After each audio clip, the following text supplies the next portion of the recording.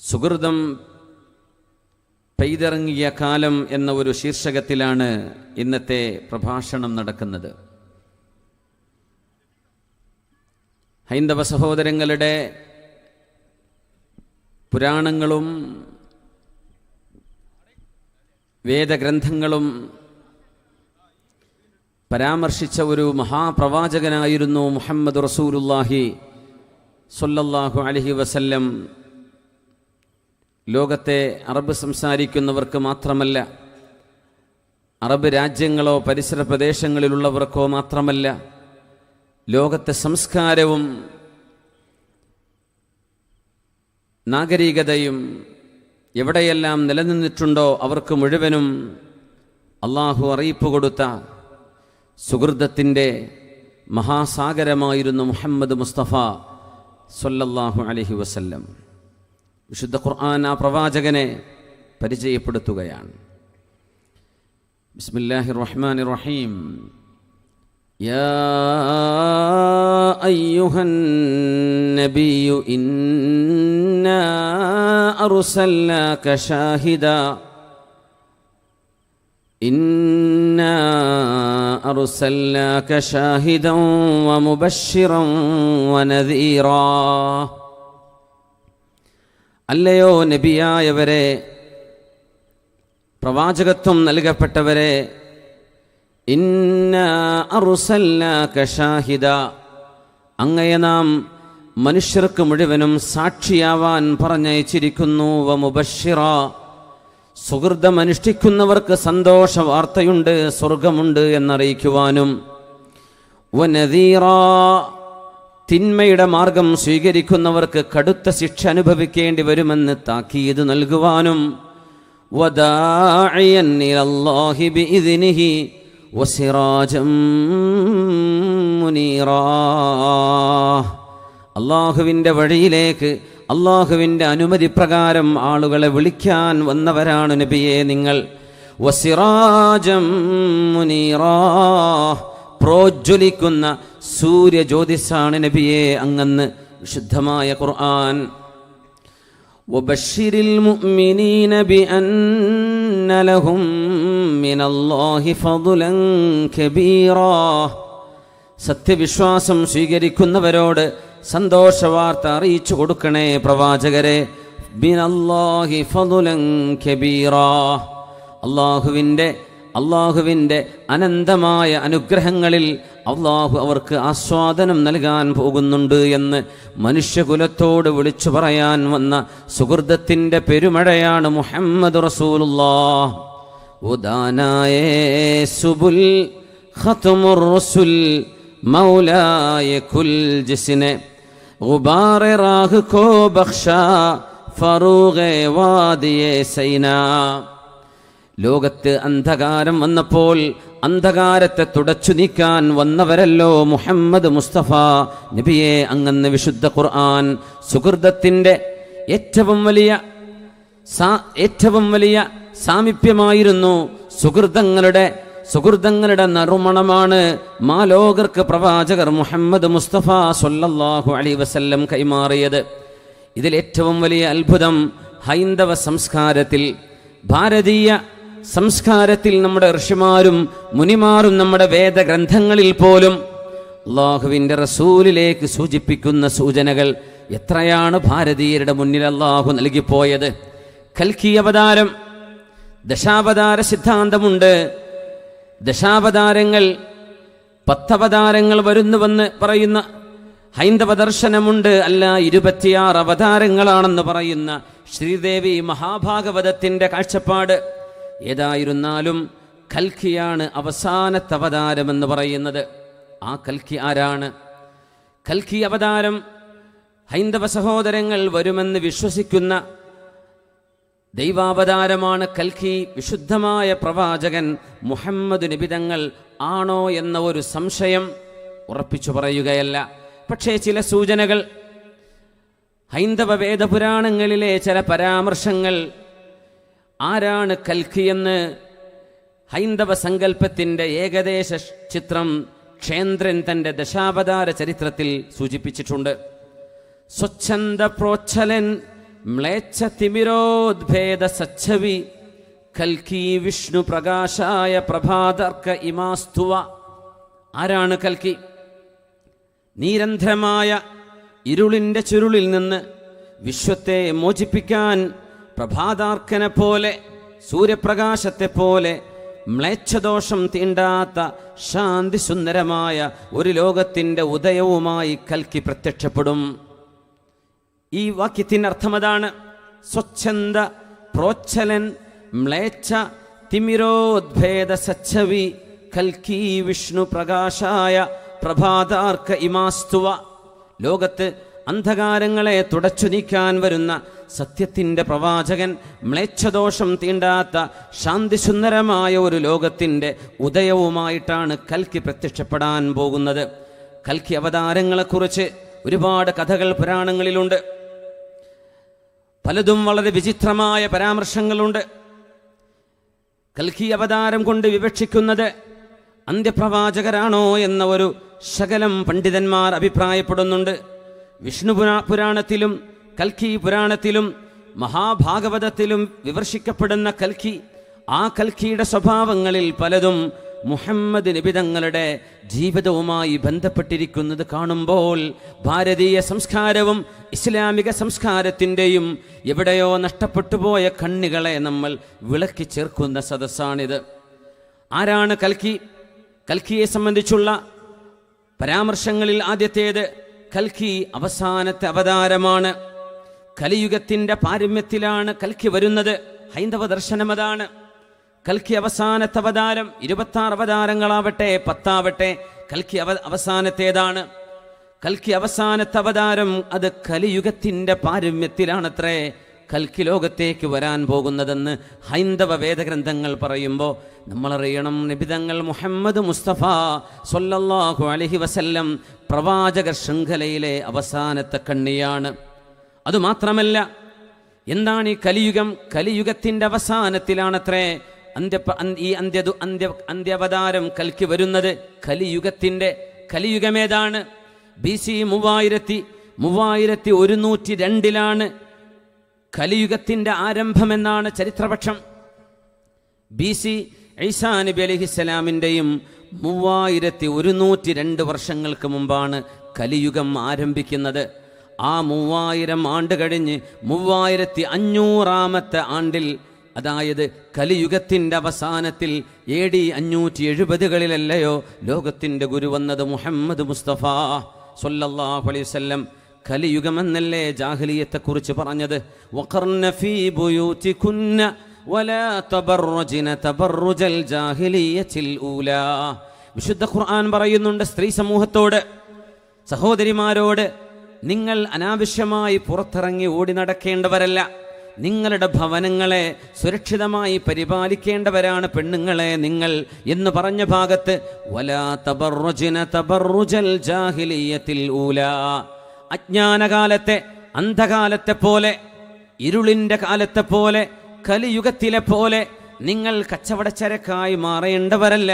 നിങ്ങൾ സംസ്കാരത്തിൻ്റെ, ചാരിത്രശുദ്ധിയുടെ, പാവനമായ ഭാവബോധത്തിൻ്റെ ഏറ്റവും നല്ല നിദർശനങ്ങളാണ് ഉമ്മമാരെ, സഹോദരിമാരെ, നിങ്ങൾ അജ്ഞാനകാലത്ത് നിങ്ങൾ ചെയ്ത പോലെ ജാഹിലിയത്തിൽ ഊല എന്ന് ഖുർആൻ പറയുന്നത് ആ കലിയുഗത്തിൻ്റെ ആദ്യകാലം, കലിയുഗത്തിൻ്റെ അവസാന ഭാഗത്താണ് AD 570 എന്ന് പറയുന്നത്. കലിയുഗത്തിൻ്റെ ആരംഭം BC 3102 ആണെങ്കിൽ മുഹമ്മദ് നബി ജനിക്കുന്നത് 570-കളിൽ. കൽക്കി എന്ന അവതാര സിദ്ധാന്തം മുഹമ്മദ് നബി തങ്ങളുമായി ബന്ധപ്പെട്ടിരിക്കുന്നതിൻ്റെ ഒരു സൂചനയാണിത്. ഇതൊരു വാദമല്ല, നമ്മളൊന്ന് പഠിച്ചു നോക്കുകയാണ്. ആവാമോ കൽക്കി അവതാരം എന്നത് അന്ത്യപ്രവാചകനെ കുറിച്ചുള്ള വിശ്വാസമായിരിക്കുമോ? രണ്ടാമത്തേത്, കൽക്കി അവതരിക്കുന്നത് സിംഫാല എന്ന മണൽ ദ്വീപിലായിരിക്കുമെന്നാണ് ഹൈന്ദവ ദർശനം. സിംഫാല എന്ന മരുഭൂമിയിലാണ്, മണൽ ദ്വീപിലാണ് കൽക്കി അവതരിക്കുന്നത്, ഭാരതത്തിലല്ല. കൽക്കിയുടെ അവതാരം സിംഫാല എന്ന മണൽ ഭൂമിയിലാണ്, മണൽ ദ്വീപിലാണ്. മുഹമ്മദ് മുസ്തഫ തങ്ങൾ ജനിച്ചത് അറേബ്യയുടെ മണലാരണ്യത്തിൽ ആണല്ലോ.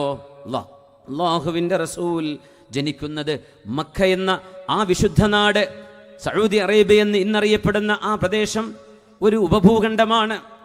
അവിടെ ചുറ്റുഭാഗം കടലുകളാൽ, ചുറ്റുഭാഗം 3 ഭാഗവും കടലിനാൽ ചുറ്റപ്പെട്ട മരുഭൂമിയാണ്. സിംഫാല മൽദ്വീപിലാണ് കൽക്കി അവതരിക്കുന്നത്. 3, കൽക്കിയുടെ പിതാവിൻ്റെ നാമം വിഷ്ണു യശസ് എന്നോ അല്ലെങ്കിൽ വിഷ്ണു ഭഗത് എന്നോ ആയിരിക്കും.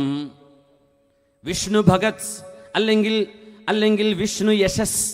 കൽക്കിയുടെ പിതാവിൻ്റെ പേര് ഹൈന്ദവ ദർശനങ്ങളിൽ പറഞ്ഞ പേരതാണ്. ആരാണ് ഈ വിഷ്ണു ഭഗത്? ആരാണ് ഈ വിഷ്ണു യശസ്? വൈഷ്ണവ മതപ്രകാരം വിഷ്ണുവിനെ വിശ്വസിക്കുന്ന സഹോദരങ്ങൾക്കറിയാം, ഏകദൈവത്തിൻ്റെ പേരാണ് വിഷ്ണു എന്ന് പറയുന്നത്. ഭഗത് എന്ന പദത്തിനർത്ഥം ദാസൻ, സേവിക്കുന്നവൻ, അടിമ എന്നാണ്.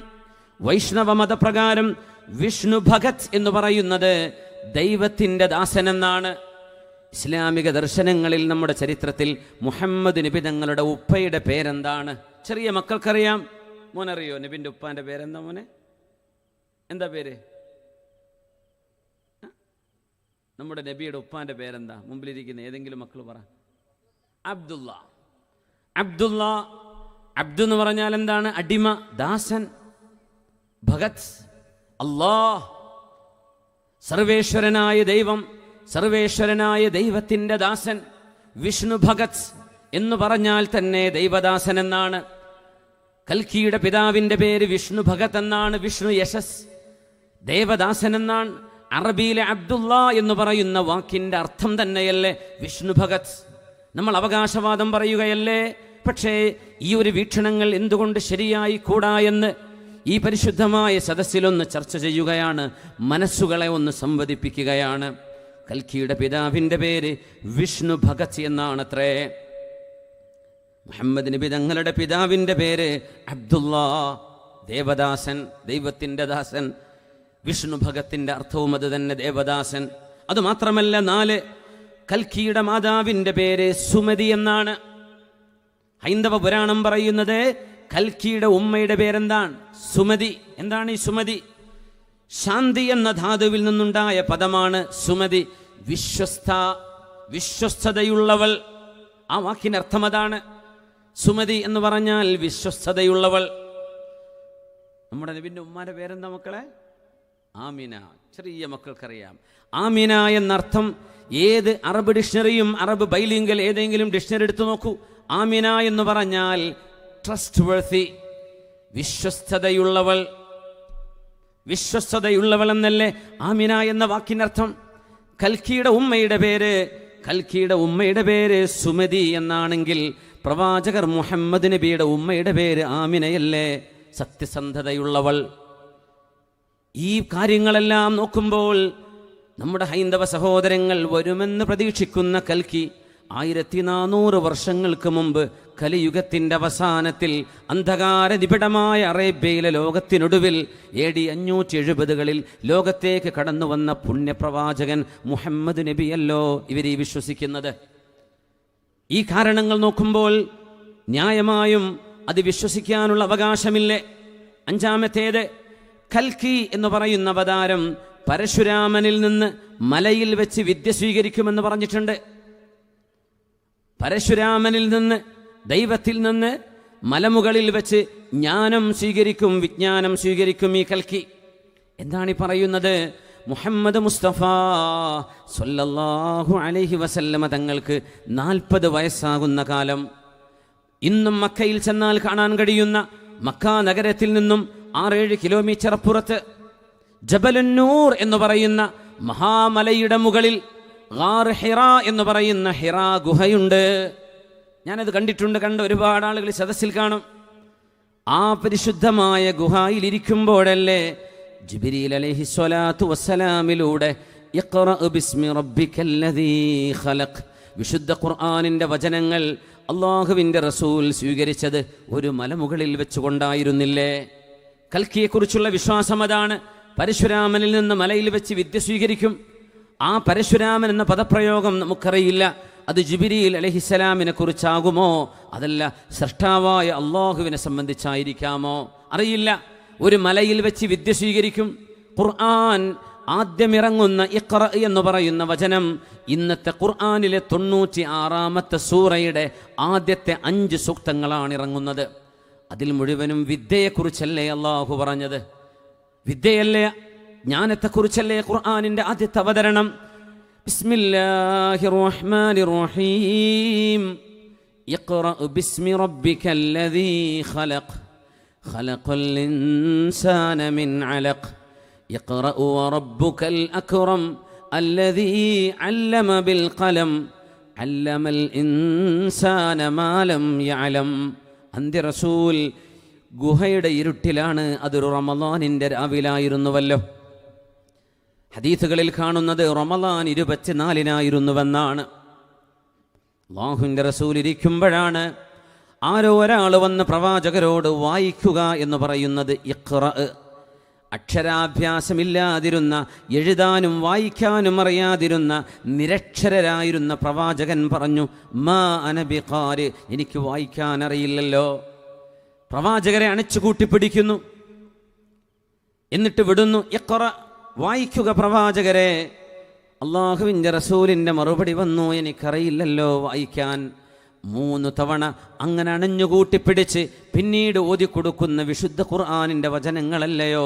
ഇഖ്റ ബിസ്മി റബ്ബിക്കല്ലദീ ഖലഖ് ഖലഖൽ ഇൻസാന മിൻ അലഖ് ഇഖ്റ വറബ്ബുക്കൽ അക്റം അല്ലദീ അല്ലമ ബിൽ ഖലം അല്ലമൽ ഇൻസാന മാ ലം യഅലം. ഇഖ്റ, വായിക്കുക. ബിസ്മി റബ്ബിക്കല്ലദീ ഖലഖ്, അള്ളാഹുവിൻ്റെ നാമത്തിൽ, അവനാണ് സൃഷ്ടിപ്പ് നടത്തിയത്. സൃഷ്ടാവിൻ്റെ നാമത്തിൽ വായിക്കുക പ്രവാചകരെ. ഇതല്ലേ ഖുർആനിൻ്റെ ആദ്യം ഇറങ്ങുന്ന വചനങ്ങൾ? ചരിത്രമല്ലല്ലോ ഖുർആൻ ഇറങ്ങിയത്, വായിക്കാൻ പറഞ്ഞിട്ടല്ലേ. വിദ്യ നുകരുക. ഇഖ്റ ബിസ്മി റബ്ബിക്കല്ലദീ ഖലഖ് ഖലഖൽ ഇൻസാന മിൻ അലഖ്. മനുഷ്യനെ അള്ളാഹു ഗർഭപാത്രത്തിൻ്റെ ഭിത്തിയിലേക്ക് അള്ളിപ്പിടിച്ചിരിക്കുന്ന ഒരു കൊച്ചു രക്തപിണ്ഡത്തിൽ നിന്ന്, അട്ടയെപ്പോലെ തോന്നിപ്പിക്കുന്ന അലക്കിൽ നിന്ന് പടച്ചവനാണ് അള്ളാഹു. ഒരു ഡയഗ്നോസിസ് സെൻ്റർ ഇല്ലാതിരുന്ന കാലത്ത്, ഒരു സ്കാനിങ് സെൻ്ററുകളില്ലാതിരുന്ന കാലത്ത്, ഒരു എക്സ്റേ സംവിധാനങ്ങളില്ലാതിരുന്ന കാലത്ത്, MRI സ്കാനിങ് ഇല്ലാതിരുന്ന കാലത്ത്, ഗർഭാശയ ഭിത്തിയിൽ അള്ളിപ്പിടിച്ചിരിക്കുന്ന പുരുഷബീജം സിക്താണ്ഡമായി മാറിയിട്ട് ഒരു രക്തപിണ്ഡമായി ഗർഭാശയത്തിൻ്റെ ഭിത്തിയിൽ അള്ളിപ്പിടിച്ച് ഉമ്മയുടെ ഗർഭാശയത്തിൻ്റെ ഭിത്തിയിൽ നിന്ന് ചോര ഊറ്റിക്കുടിക്കുന്ന ഒരു അട്ടയുടെ രൂപമുള്ള സാധനമാണ് അലക്ക് എന്ന് പറയുന്നത്. അറബിയിൽ അലക്കെന്ന് പറഞ്ഞാൽ അട്ട എന്നർത്ഥമുണ്ട്. രക്തപിണ്ഡത്തിനാണ് അലക്കെന്ന് നമ്മൾ ഇന്ന് പറയാം. ആ അലക്കിന് അട്ടയുടെ രൂപമാണ് എന്ന് മനസ്സിലാക്കിയത് ഫ്രഞ്ചുകാരനായ മോറിസ് ബുഖായിയാണ്. മോറിസ് ബുഖായി ഇഖ്റ ബിസ്മി റബ്ബിക്കല്ലദീ ഖലഖ് ഖലഖൽ ഇൻസാന മിൻ അലഖ്, മനുഷ്യനെ അലക്കിൽ നിന്ന് പടച്ചവനാണ് അല്ലാഹു എന്ന് പറഞ്ഞപ്പോൾ അറബി ഡിക്ഷണറി കൊണ്ടുവന്നു ഫ്രഞ്ചുകാരനായ മോറിസ് ബുഖായി. എന്താണ് അലക്ക്? അലക്കിന് അർത്ഥം കണ്ടെത്തി രക്തപിണ്ഡം. പിന്നെ വേറെ അർത്ഥമുണ്ട് അട്ട. അട്ട ഉണ്ടല്ലോ നമ്മുടെ കാടുകളിലൊക്കെ കാണുന്ന അട്ട. പിന്നെ പറഞ്ഞു രക്തമൂറ്റി കുടിക്കുന്നതിന് എന്തും അലക്കെന്ന് പറയും. ഗർഭാശയ ഭിത്തിയിൽ ഒരു ഭ്രൂണമായി വളരാൻ പോകുന്ന പിഞ്ചു കുഞ്ഞിൻ്റെ ശൈശവദശയെക്കുറിച്ചാണ് ഖുർആൻ പറയുന്നത്.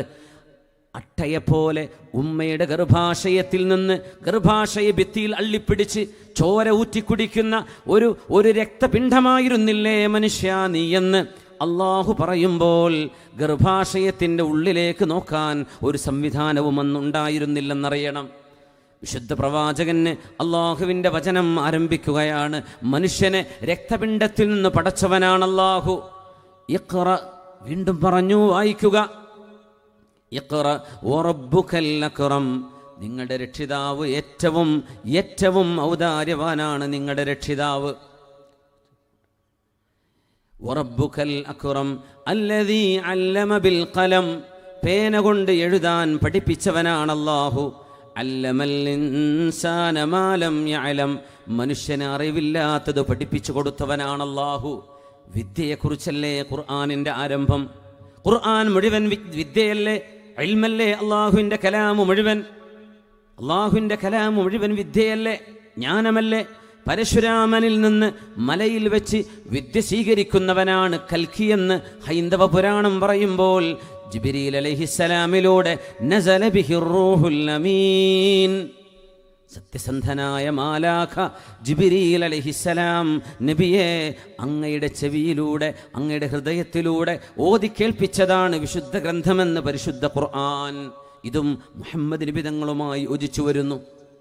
കൽക്കിയെക്കുറിച്ചുള്ള വിശ്വാസത്തിൽ ആറാമത്തേത്, ആ കൽക്കി അദ്ദേഹത്തിൻ്റെ 4 കൂട്ടാളികളോട് കൂടെ നിന്ന് അധർമ്മത്തെ നശിപ്പിക്കുമെന്ന് പറഞ്ഞിട്ടുണ്ട്. കൽക്കിയുടെ കൂടെയുള്ള 4 കൂട്ടുകാർ ആരാണ്? ഈ 4 കൂട്ടുകാർ വരാനിരിക്കുന്ന കൽക്കി എന്ന് നമ്മുടെ ഹൈന്ദവ സഹോദരങ്ങൾ വിശ്വസിക്കുന്ന കൽക്കി പ്രവാചകർ മുഹമ്മദ് മുസ്തഫ സ്വല്ലല്ലാഹു അലൈഹി വസല്ലം തങ്ങളുടെ ഏറ്റവും അടുത്ത 4 കൂട്ടുകാരുണ്ടായിരുന്നല്ലോ. ഏറ്റവും അടുത്ത 4 കൂട്ടുകാര്, ആദ്യത്തെ 4 ഖുലഫാ ഉർ റാഷിദുകള്. ആരാണവര്? അമീറുൽ മുഅ്മിനീൻ അബൂബക്കർ സിദ്ദീഖ് റളിയല്ലാഹു അൻഹു. 2 ആരാ? ഉമർ ഇബ്നുൽ ഖത്താബ് റളിയല്ലാഹു അൻഹു. 3 ഉസ്മാൻ ഇബ്നു അഫ്ഫാൻ റളിയല്ലാഹു അൻഹു. 4 അലി ഇബ്നു അബീ ത്വാലിബ് റളിയല്ലാഹു അൻഹു. ഒരു 5-ാമൻ കാണാനുണ്ടോ? 4 ഖലീഫമാരല്ലാതെ ഖുലഫാ ഉർ റാഷിദുകളിൽ 5-ാമനില്ല. 4 ആളേ ഉള്ളൂ. ഈ 4ഉം പുണ്യപ്രവാചകന്റെ അടുത്ത കൂട്ടുകാർ. പ്രവാചകർ വഫാത്താകുന്നതിൻ്റെ മുമ്പേ പറഞ്ഞുവല്ലോ, ഇതൊരു മുഅ്ജിസത്താണ്. അൽ ഖിലാഫത്തു ബഅദീ 30 സന, എൻ്റെ മരണശേഷം ലോകത്ത് നടക്കുന്ന സത്യസന്ധമായ ഇസ്ലാമിൻ്റെ ഭരണം 30 വർഷമാണ് ഉണ്ടാവുക. ആര് പറഞ്ഞു? മുഹമ്മദ് നബി തങ്ങൾ സ്വല്ലല്ലാഹു അലൈഹി വസല്ലം. പ്രവാചകർ വഫാത്താകുമ്പോൾ അവരുടെ പിൻഗാമിയായി ആരെയെങ്കിലും അല്ലാഹുവിൻ്റെ റസൂൽ നിയമിച്ചിട്ടുണ്ടായിരുന്നോ എന്ന് ചോദിച്ചാൽ ആരെയും നബി തങ്ങൾ നോമിനേറ്റ് ചെയ്തിട്ടില്ലല്ലോ. സൂചനകൾ കൊടുത്തു. ജനങ്ങൾ തിരഞ്ഞെടുത്തവരെ 30 കൊല്ലമേ ഉണ്ടാകൂ. ഈ 30 കൊല്ലമെന്ന് പറയുന്നത് പ്രവാചകരുടെ ഏറ്റവും അടുത്ത 4 കൂട്ടുകാർ ഭരിച്ച 30 കൊല്ലമാണ്. എത്ര വലിയ അത്ഭുതം!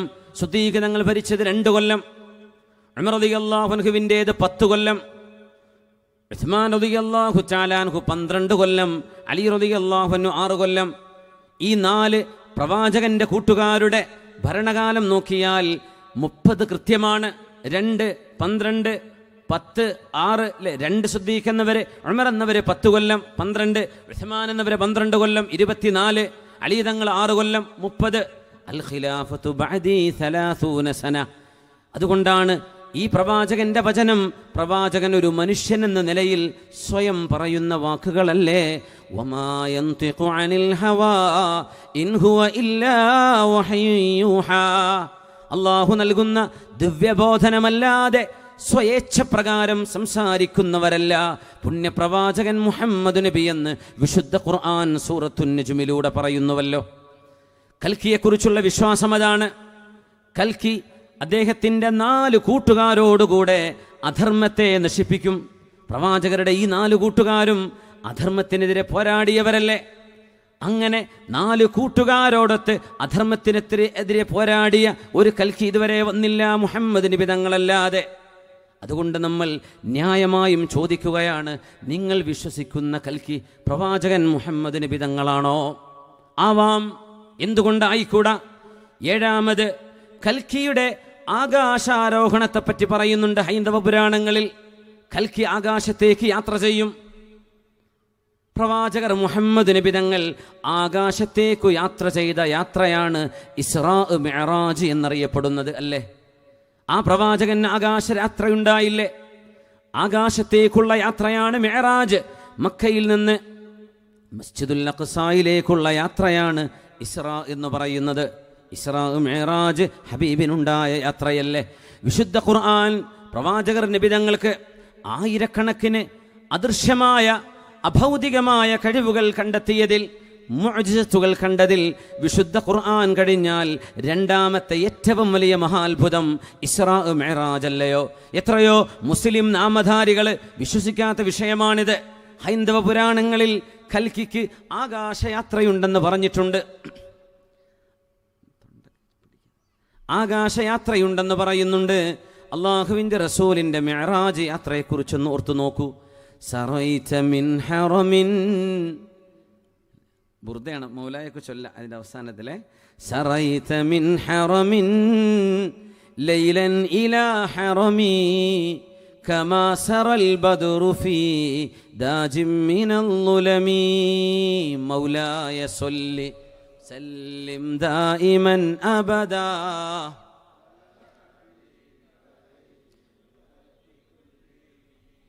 وقدمتك جميع الأنبياء بها والرسل تقديم مخدوم على خدمي مولاي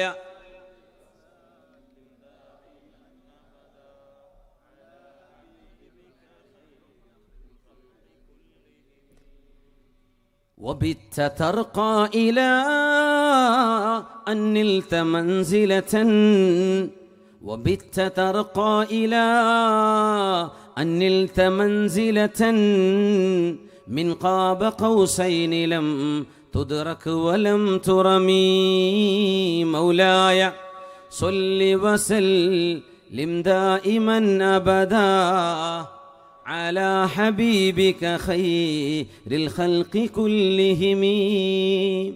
കൽക്കി അവതാരത്തിന് ആകാശയാത്രയുണ്ടാകുമെങ്കിൽ മുഹമ്മദ് മുസ്തഫ തങ്ങൾക്ക് ആകാശയാത്രയുണ്ടായിട്ടുണ്ട്. പ്രവാചകരുടെ 52-ാമത്തെ വയസ്സിൽ പ്രവാചകൻ പറഞ്ഞുവല്ലോ, എന്നെ അല്ലാഹു ആകാശാരോഹണം നടത്തി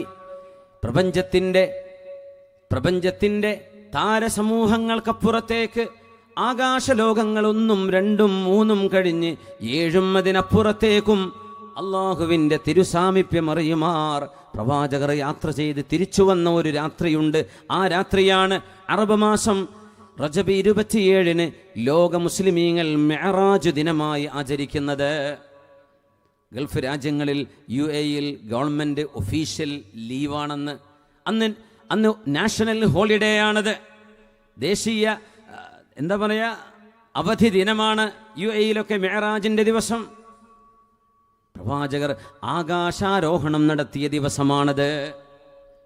കൽക്കിക്ക് ആകാശയാത്രയുണ്ടെങ്കിൽ മുഹമ്മദ് നബി തങ്ങൾക്ക് ആകാശയാത്രയുണ്ടായിട്ടുണ്ടല്ലോ. സറൈത മിൻ ഹറമിൻ ലൈലൻ ഇലാ ഹറമി കമാ സറൽ ബദ്റു ഫീ ദാജിം മിനൽ ളുലമി.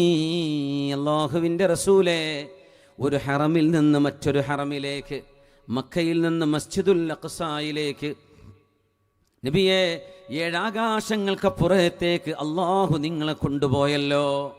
വബിത്ത തർഖാ ഇലാ അൻ നിൽത മൻസിലതൻ മിൻ ഖാബ ഖൗസൈനി ലം തുദ്റക് വലം തുറമി.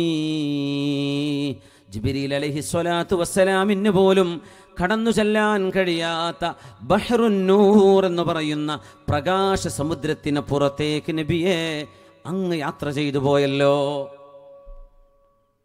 കൽക്കിയെക്കുറിച്ചുള്ള 8ാമത്തെ വിശ്വാസം, കൽക്കിയുടെ പിതാവ് അദ്ദേഹത്തിൻ്റെ ജനനത്തിനു മുമ്പും മാതാവ് ജനിച്ച് കുറച്ചു കാലം കഴിഞ്ഞിട്ട് മരണപ്പെടുമെന്നാണ് പ്രസ്താവിച്ചിരിക്കുന്നത്. എത്ര വലിയ അത്ഭുതമാണിതൊക്കെ. കൽക്കിയുടെ പിതാവ് കൽക്കി ജനിക്കുന്നതിൻ്റെ മുമ്പ് മരണപ്പെട്ടിരിക്കും.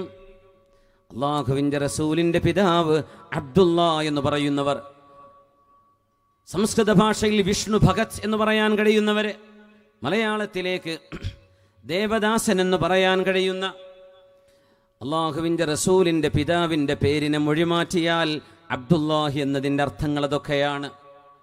അബ്ദുല്ലാഹി റളിയല്ലാഹു അൻഹു പ്രിയപ്പെട്ട പുത്രൻ മുഹമ്മദ് നബി തങ്ങളെ കണ്ടിട്ടില്ലല്ലോ. തങ്ങളെ പ്രസവിക്കുന്നതിൻ്റെ 2 മാസം മുമ്പ് സിറിയയിൽ നിന്ന് മക്കയിലേക്ക് തിരിച്ചു വരുന്ന വഴി മദീനയിൽ വെച്ച് വഫാത്തായവരല്ലേ പ്രവാചകരുടെ ഉപ്പ. നമ്മുടെ ചരിത്രങ്ങളിൽ കൊച്ചു മക്കൾക്കറിയുന്ന ചരിത്രമല്ലേ അത്. അള്ളാഹുവിൻ്റെ റസൂലിൻ്റെ പ്രിയപ്പെട്ട പിതാവിനെ നബി തങ്ങൾ കണ്ടിട്ടില്ല. നബി തങ്ങൾ അനാഥ ബാലനായിരുന്നു. ബിസ്മില്ലാഹിർ റഹ്മാനിർ റഹീം. വല്ളുഹാ വല്ലൈലി ഇദാ സജാ.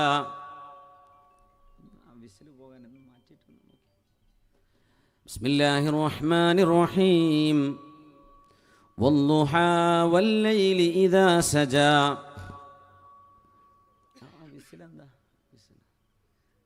ബിസ്മില്ലാഹിർ റഹ്മാനിർ റഹീം.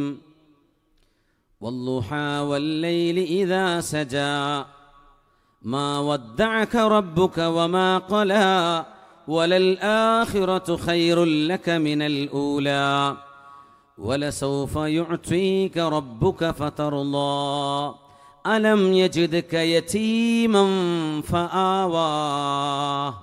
വിശുദ്ധ ഖുർആൻ ചോദിക്കുകയാണ്, അലം യജിദ്ക യതീമൻ ഫആവാ. നബിയേ, അങ്ങ് അനാഥ ബാലനായിരുന്നില്ലേ? അല്ലാഹുവല്ലേ നിങ്ങൾക്ക് അഭയം തന്നത്. യതീം എന്ന അറബിയിൽ പറഞ്ഞാൽ അനാഥ ബാലൻ. ജനിക്കുമ്പോൾ പിതാവ് ജീവിച്ചിരിപ്പില്ല. കൽക്കിയെക്കുറിച്ച് പറയുന്നതാണ്. മുഹമ്മദ് നബി തങ്ങളല്ലയോ ഈ പറയുന്ന സൂചകങ്ങളെല്ലാം വിരൽ ചൂണ്ടുന്നത് ആരിലേക്കാണ്? ഭാരതീയ സംസ്കാരത്തിൽ ഋഷിമാരും മുനിമാരും പഠിപ്പിച്ചുപോയ കൽക്കി അവതാര സങ്കല്പങ്ങൾ മുഴുവനും വിരൽ ചൂണ്ടുന്നത് മണലാരണ്യത്തിൽ ജനനം കൊണ്ട് 63 വർഷത്തെ സുഹൃതം പെയ്തിറങ്ങിയ ആ കാലഘട്ടത്തെക്കുറിച്ചല്ലയോ ഈ സംസ്കാരങ്ങളൊക്കെ പറയുന്നത്. അതുമാത്രമല്ല, പ്രവാചകർ ജനിച്ച് ഏതാനും വർഷം കഴിയുമ്പോൾ പ്രിയപ്പെട്ട ഉമ്മയും മരണമടയും എന്നാണ് ഹൈന്ദവ പുരാണങ്ങൾ പഠിപ്പിച്ചത്. അള്ളാഹുവിൻ്റെ റസൂലിൻ്റെ ഉമ്മ ലോകത്തോട് വിട പറയുമ്പോൾ പ്രവാചകർക്ക് എത്ര വയസ്സായിരുന്നു? നമ്മുടെ മക്കളോട് ചോദിക്കാം, മക്കൾക്കറിയാം ഉത്തരം. നബിക്ക് എത്ര വയസ്സായിരുന്നു നബിൻ്റെ ഉമ്മ വഫാത്താകുമ്പോൾ? മക്കളെ, ഏകദേശം നബിക്ക് എത്ര വയസ്സുണ്ട് ഉമ്മ മരിക്കുമ്പോൾ? 7 വയസ്സ്. 6 വയസ്സാണ് ശരിയായ ഉത്തരം. കുട്ടി 7 എന്ന് പറഞ്ഞു. ചെറിയ മക്കൾക്ക് പോലും അതറിയാം. പ്രവാചകരുടെ ഉമ്മ വഫാത്താകുമ്പോൾ പ്രവാചകർക്ക് 6 വയസ്സ്. പ്രവാചകർ ജനിക്കുന്നതിൻ്റെ 2 മാസം മുമ്പ് പ്രവാചകന്റെ പിതാവ് മരണപ്പെട്ടിട്ടുണ്ടെങ്കിൽ, കൽക്കിയുടെ സ്വഭാവം ഇതാണെങ്കിൽ, ഇത് മുഹമ്മദ് റസൂലുള്ളയാണോ? യാ അയ്യുഹൻ നബി ഇന്നാ അർസൽനാക ഷാഹിദൻ വമുബശ്ശിറൻ വനദീറാ വദാഇയൻ ഇലല്ലാഹി ബിഇദ്നിഹി വസിറാജൻ മുനീറാ. ലോകത്തിന് ധർമ്മം പഠിപ്പിക്കാൻ വന്നവരെ നബിയെ, ലോകത്തിന് സുഹൃതം പഠിപ്പിക്കാൻ വന്നവരെ നബിയെ, ലോകത്തിന് സംസ്കാരത്തിൻ്റെ നന്മയുടെ വിളനിലം പഠിപ്പിച്ചു കൊടുക്കാൻ വന്നവരെ നബിയെ, ആ പ്രവാചകനെ ശരിക്കും മനസ്സിലാക്കിയ ഒരാൾക്കും തീവ്രവാദിയാവാൻ കഴിയുകയില്ല. ആ പ്രവാചകനെ മനസ്സിലാക്കിയ ഒരാൾക്കും ഒരു മനുഷ്യനെയും ഹോമിക്കാൻ കഴിയില്ല. ആ പ്രവാചകനെ ശരിക്കും മനസ്സിലാക്കിയ ഒരാൾക്കും ഒരു ജീവിയെപ്പോലും വേദനിപ്പിക്കാൻ കഴിയില്ല. വമാ അർസൽനാക ഇല്ലാ റഹ്മതൻ ലിൽ ആലമീൻ. ലോകത്തിന് കരുണയായിട്ടാണ് പ്രവാചകരെ നിങ്ങളെ നാം നിയോഗിച്ചത് എന്ന് പരിശുദ്ധ ഖുർആൻ. ഹൈന്ദവ വേദങ്ങളിലെ പ്രധാനപ്പെട്ട വേദമാണല്ലോ സാമവേദം. സാമവേദത്തിൽ അഹമിധി എന്നൊരു പരാമർശമുണ്ട്. സാമവേദത്തിലെ പൂർവാർവികം ഐന്ദ്രകാന്ഡം ചതുർത്ഥഖണ്ഡം ശ്ലോകം 152. സാമവേദം എടുത്തു നോക്കിയാൽ അഹമിധി പിതു പരിമേധാമൃതസ്യ ജഗ്രഹ അഹം സൂര്യ ഇവാജനി. എന്താണ് ഈ പറയുന്നത്? അഹമിധി പിതു പരിമേധാമൃതസ്യ ജഗ്രഹ അഹം സൂര്യ ഇവാജനി.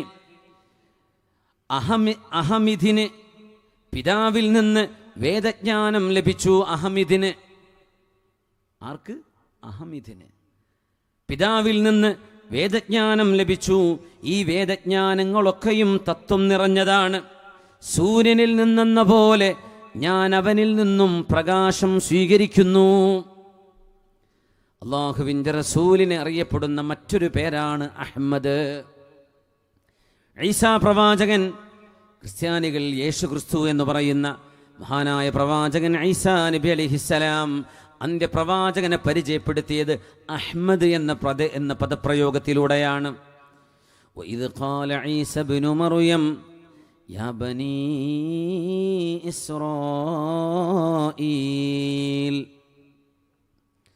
യാ ബനീ ഇസ്രായീല ഇന്നി റസൂലുള്ളാഹി ഇലൈക്കും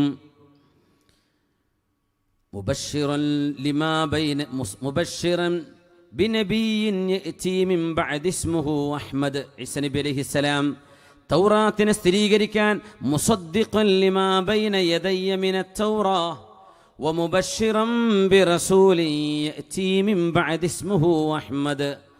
ഇസ്രായേൽ മക്കളെ എന്ന് ഈസാ നബി അലൈഹിസ്സലാം വിളിച്ചു പറഞ്ഞു. ഈസാ നബിയെ അവിടുത്തെ ജൂതന്മാർ കൊല ചെയ്യാൻ വരുന്ന ഒരു നേരം ഈസാ നബി അലൈഹിസ്സലാമിനെ ആകാശത്തേക്ക് ഉയർത്തപ്പെട്ട സ്ഥലം ഇന്ന് ഫലസ്തീനിൽ ചെന്നാൽ ബൈത്തുൽ മുഖദ്ദസിൻ്റെ അപ്പുറത്തുള്ള ജബൽ സൈത്തൂനിൽ ചെന്നാൽ കാണാൻ കഴിയും. അവിടെ വെച്ചാണ് ഈസാ നബിയെ ആകാശത്തേക്ക് ഉയർത്തിയത്. ആ സ്ഥലം ഇന്നും അവിടെയുണ്ട്, അടയാളപ്പെടുത്തിയിരിക്കുകയാണ്. ഈസാ നബിയെ അവരാരും കൊന്നിട്ടില്ല, അവരാരും ക്രൂശിൽ തറച്ചിട്ടില്ല എന്ന് പരിശുദ്ധ ഖുർആൻ അർത്ഥശങ്കക്കിടമില്ലാത്ത വിധം പറഞ്ഞു.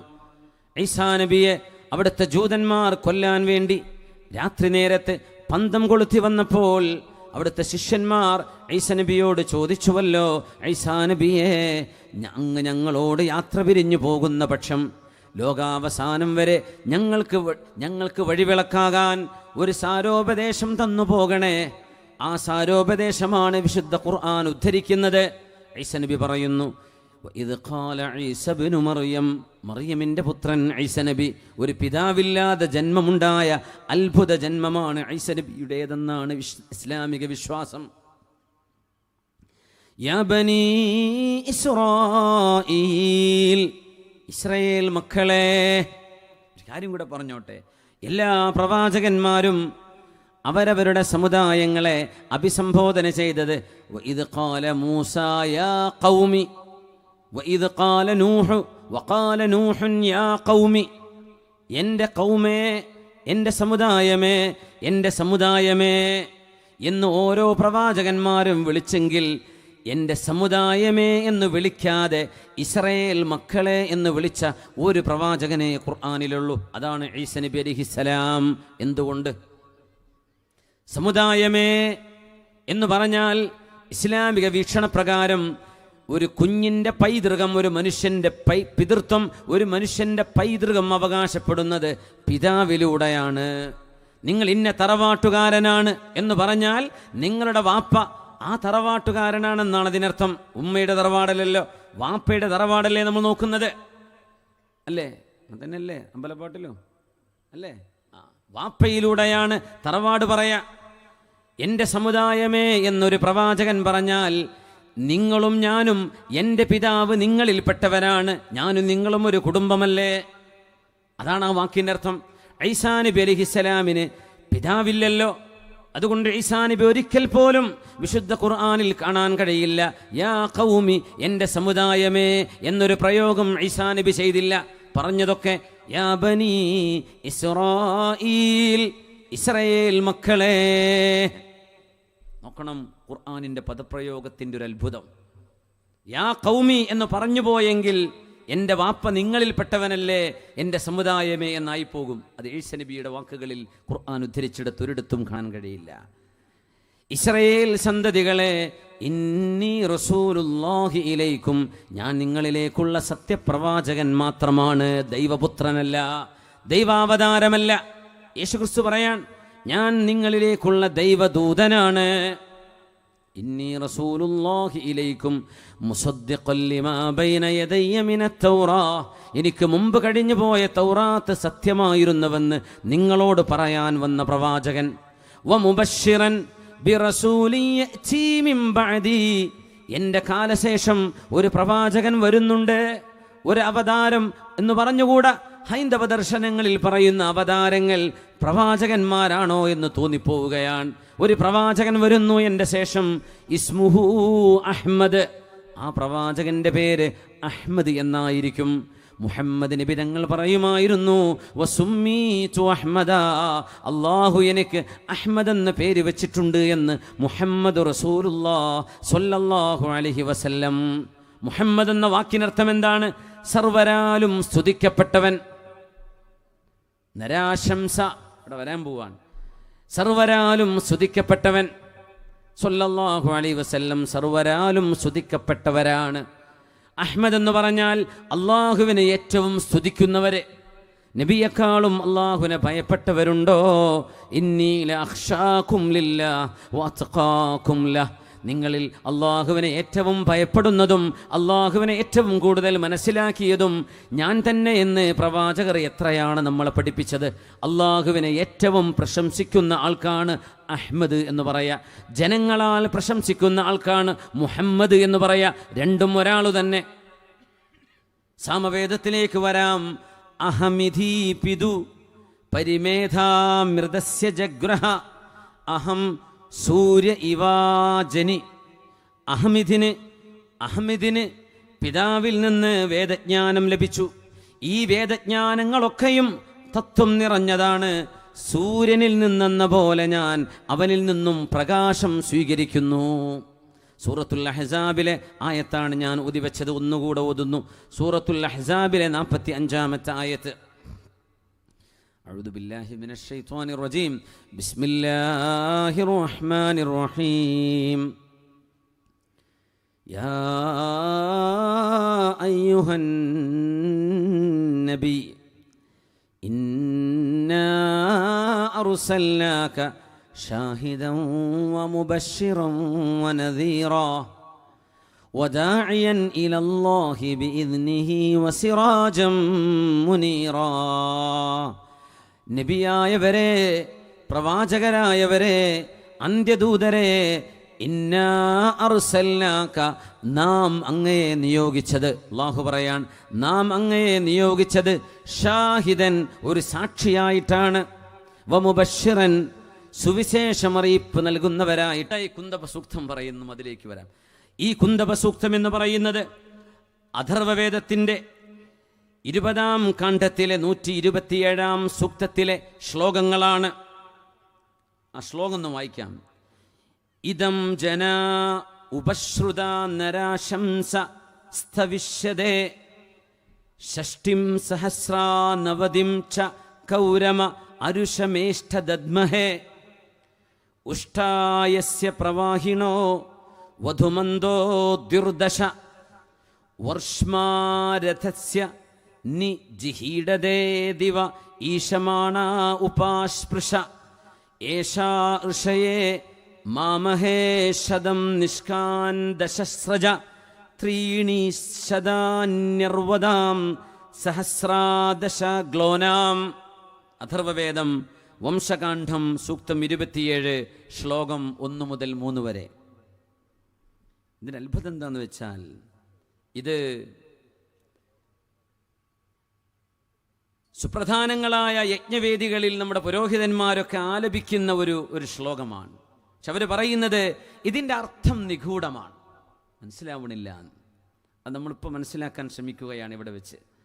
ഇതിൻ്റെ അർത്ഥം മനസ്സിലാവുന്നില്ല എന്ന് വേദപണ്ഡിതന്മാർ പറയുന്നവർ, സുപ്രസിദ്ധരായ ഇൻഡോളജിസ്റ്റുകളുണ്ട്. ഇന്ത്യയിലെ വേദഗ്രന്ഥങ്ങളെക്കുറിച്ച് പഠിക്കാൻ വന്ന ആളുകളുണ്ട്.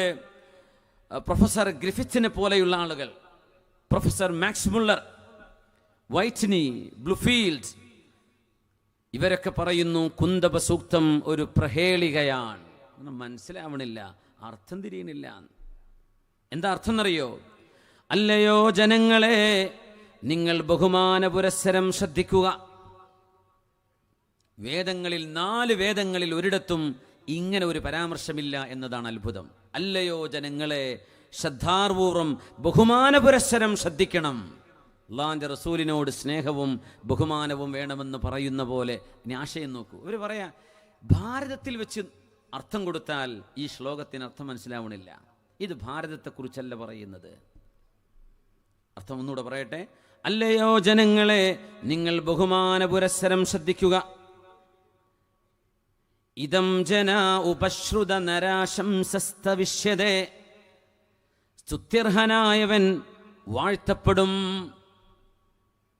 മുഹമ്മദ് എന്ന വാക്കിൻ്റെ അർത്ഥമാണ് സ്തുത്യർഹനായവൻ. സ്തുത്യർഹനായവൻ വാഴ്ത്തപ്പെടും. 60,900 ശത്രുക്കളുടെ മധ്യത്തിൽ നിന്ന് നാം അദ്ദേഹത്തെ സ്വീകരിക്കും. ഷഷ്ടിം സഹസ്രാ നവതിം, 60,900. 60,900 ശത്രുക്കളുടെ മധ്യത്തിൽ നിന്ന് നാം അദ്ദേഹത്തെ സ്വീകരിക്കും.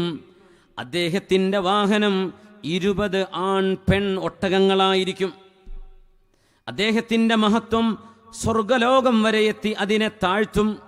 അവൻ മാമാർഷിക്ക് 10 ചതുരങ്ങളും 100 സ്വർണ്ണ നാണയങ്ങളും 300 അറബിക്കുതിരകളും 10,000 പശുക്കളും നൽകും. ഇന്ത്യയിലുണ്ടോ അറബിക്കുതിര? അതുകൊണ്ടാണ് ഇൻഡോളജിസ്റ്റുകൾ ഇത് ഇന്ത്യയിൽ നിന്ന് മനസ്സിലാക്കാൻ പറ്റണില്ല ഈ ശ്ലോകം. ഇതിവിടെ വെച്ച് ഇത് നിഗൂഢമാണ്, ഇതിൻ്റെ അർത്ഥം മനസ്സിലാവണില്ല. എന്തായി പറയണത്? അറബിക്കുതിരകളും ഒട്ടകങ്ങളും, ഒട്ടകസവാരി ബ്രാഹ്മണർക്ക് നിഷിദ്ധമായിരുന്നു.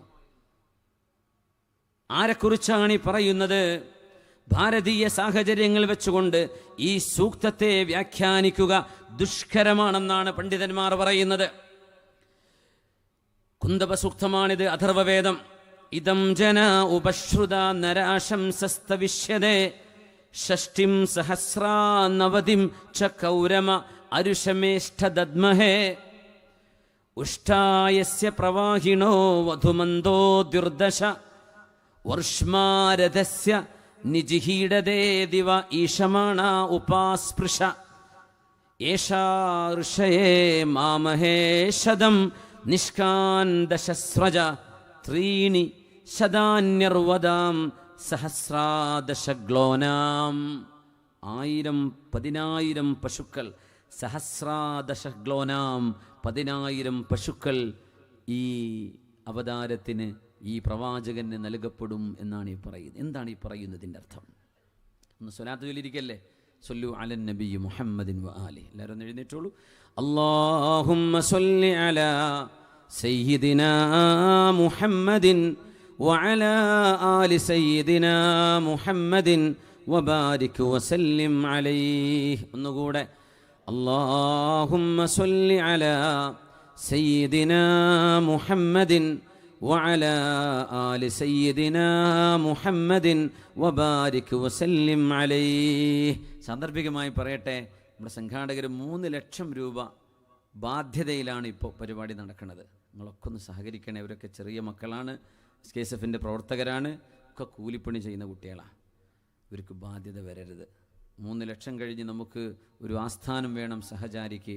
അതിനൊക്കെ നിങ്ങളുടെ സഹായം വേണം. എല്ലാവരും ആ പേഴ്സൊക്കെ ഒന്ന് എടുത്തുനിന്ന് പൊടി തട്ടി ഒരു നല്ല സംഖ്യ 500, 1000, 2000 കൊടുക്കാൻ പറ്റുന്നവർ, അങ്ങനെ സഹോദരിമാർ എന്തെങ്കിലും ചെറിയ ഒരു സ്വർണത്തിൻ്റെ തരിയെങ്കിലും കൊടുക്കാൻ പറ്റുമെങ്കിൽ കൊടുക്കണേ.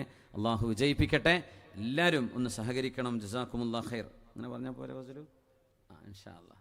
ഫസൽ എന്നൊരു ഉന്മേഷം വന്നില്ല. കടയിൽ പോകുമോ ഞാൻ പറഞ്ഞു, ഫസൽ അതൊക്കെ റാഹത്താവും. മുഅ്മിനീങ്ങളായ ആളുകൾ അവരോട് ഈ വിഷയം പറഞ്ഞാൽ അവർ സഹായിക്കും. നിങ്ങളൊക്കെ ഒന്ന് സഹായിക്കണേ. എല്ലാവരും ഒന്ന് സഹായിക്കും ഇൻഷാ അല്ലാഹ്.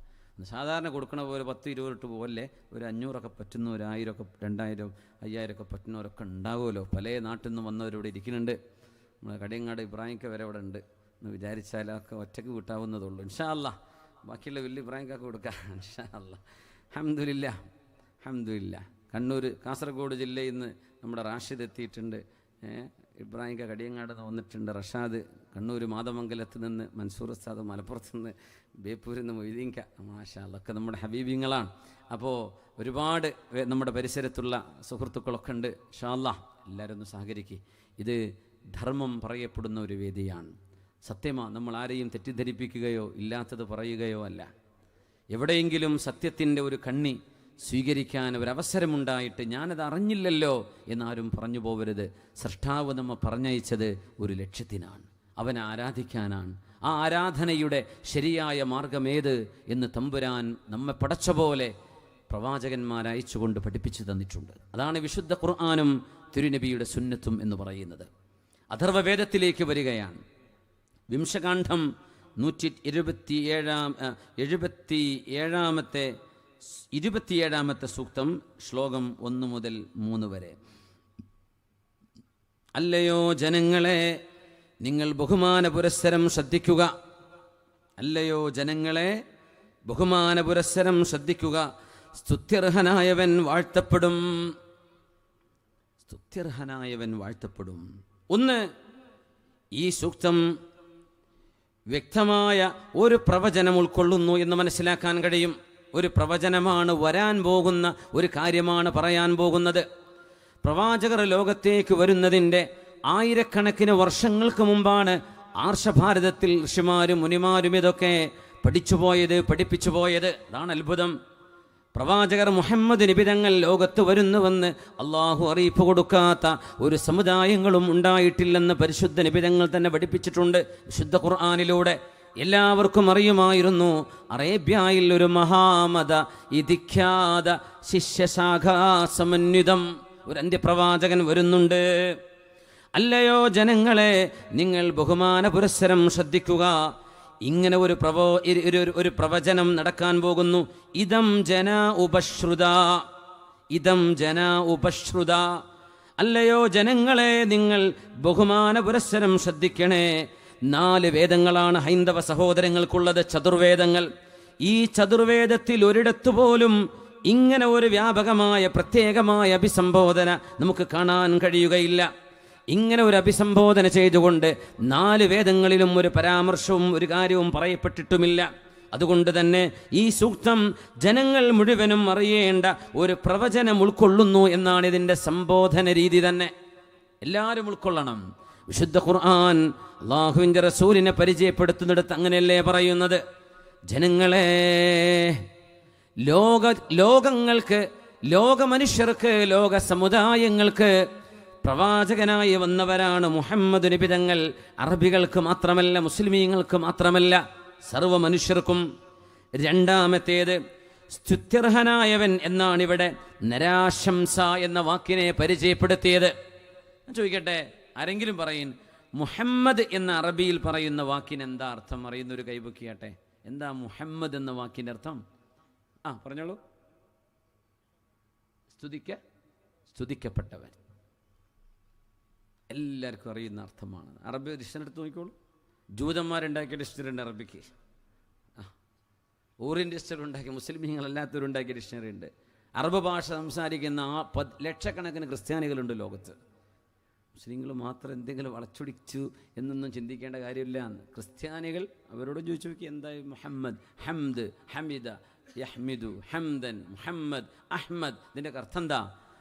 നരാശംസ എന്ന വാക്കിൻ്റെ അർത്ഥം സ്തുതിയും പ്രശംസയും യഥാർത്ഥത്തിൽ അർഹിക്കുന്നവൻ എന്നാണ്.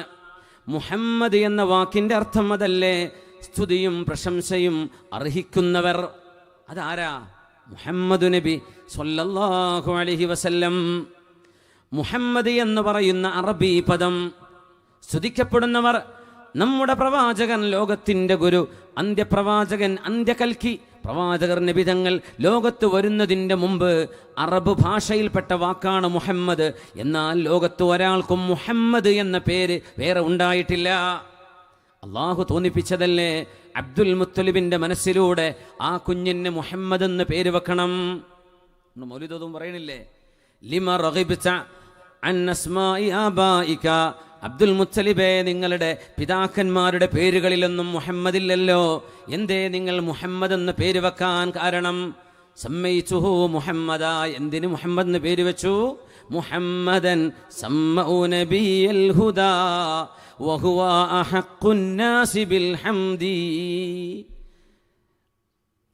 സല്ലല്ലാ അലൈഹില്ലാഹു മാ അശ്റഖത് ശംസുല്ലുഹാ ഫീ ദാലിക സഅദി.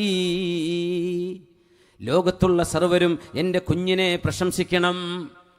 ലോകരാൽ, മനുഷ്യരാൽ സ്തുതിക്കപ്പെടണം. ആ സ്തുതിയാണ് എവിടെയെല്ലാം മുസ്ലിമീങ്ങൾ താമസിക്കുന്നുണ്ടോ, ലോകത്തിൻ്റെ ഏതു ഭാഗങ്ങളിലാവട്ടെ, 6 മാസം രാത്രി വരെ വരുന്ന സ്ഥലങ്ങളുണ്ട്. ഫിൻലൻഡിൻ്റെ ചില ഭാഗങ്ങൾ, അവിടെയും മുസ്ലിം പള്ളികളുണ്ട്. ഇങ്ങ് താഴേക്ക് സൗത്തിലേക്ക് പോയാൽ ഓസ്ട്രേലിയയിലും ന്യൂസിലാൻഡിൻ്റെ ഓക്ലാൻഡിലും എത്രയോ മുസ്ലിം പള്ളികളുണ്ട്. തണുത്തുറയുന്ന നാടുകളിൽ, ആർട്ടിക്കയിലും അന്റാർട്ടിക്കയിലും മുസ്ലിമീങ്ങൾ താമസിക്കുന്നുണ്ട്. അവിടങ്ങളിൽ നിന്നെല്ലാം 5 നേരം അവിടുത്തെ മുഅദ്ദിനുമാർ വിളിച്ചു പറയുന്നു, അഷ്ഹദു അല്ലാ ഇലാഹ ഇല്ലല്ലാഹ് വ അഷ്ഹദു അന്ന മുഹമ്മദർ റസൂലുള്ളാഹ്. അള്ളാഹുവിൻ്റെ റസൂലിൻ്റെ നാമം വിളിച്ചു പറയുകയാണ്. ലോകത്തിൻ്റെ സർവ്വദിക്കുകളിലും അഷ്ടദിക്കുകളിലും, നമ്മുടെ നരിക്കുനിയിലും അമ്പലപ്പാട്ടിലും വിളിച്ചു പറയുന്നുണ്ട്, അഷ്ഹദു അന്ന മുഹമ്മദർ റസൂലുള്ളാഹ്. എന്താണ് അഥർവവേദം പറയുന്നത്? സ്തുതിക്കപ്പെട്ടവർ, നരാശംസ എന്ന് പറയുന്ന പദപ്രയോഗം ആ സ്തുത്യർഹനായവൻ വാഴ്ത്തപ്പെടും. വറഫഅനാ ലക ദിക്റക്, ഖുർആൻ പറഞ്ഞില്ലേ, അങ്ങയെ നാം വാഴ്ത്തും നബിയേ. ഇതന്നെ അഥർവവേദത്തിന്റെ ഈ വാക്കിനർത്ഥം. അലം നശ്റഹ് ലക സദ്റക് വവളഅനാ അൻക വിസ്റക അല്ലദീ അൻഖള ളഹ്റക് വറഫഅനാ ലക ദിക്റക്. എല്ലാവർക്കും അറിയുന്ന സൂറത്തല്ലേ, ഒന്ന് ഓർക്കൂതല്ലേ? ആ തണുപ്പൊക്കെ ഒന്ന് പോട്ടെ. അഊദു ബില്ലാഹി മിനശ് ശൈത്വാനിർ റജീം. നിങ്ങൾ ഓർക്കോതണേ. ബിസ്മില്ലാഹിർ റഹ്മാനിർ റഹീം. അലം നശ്റഹ് ലക സദ്റക്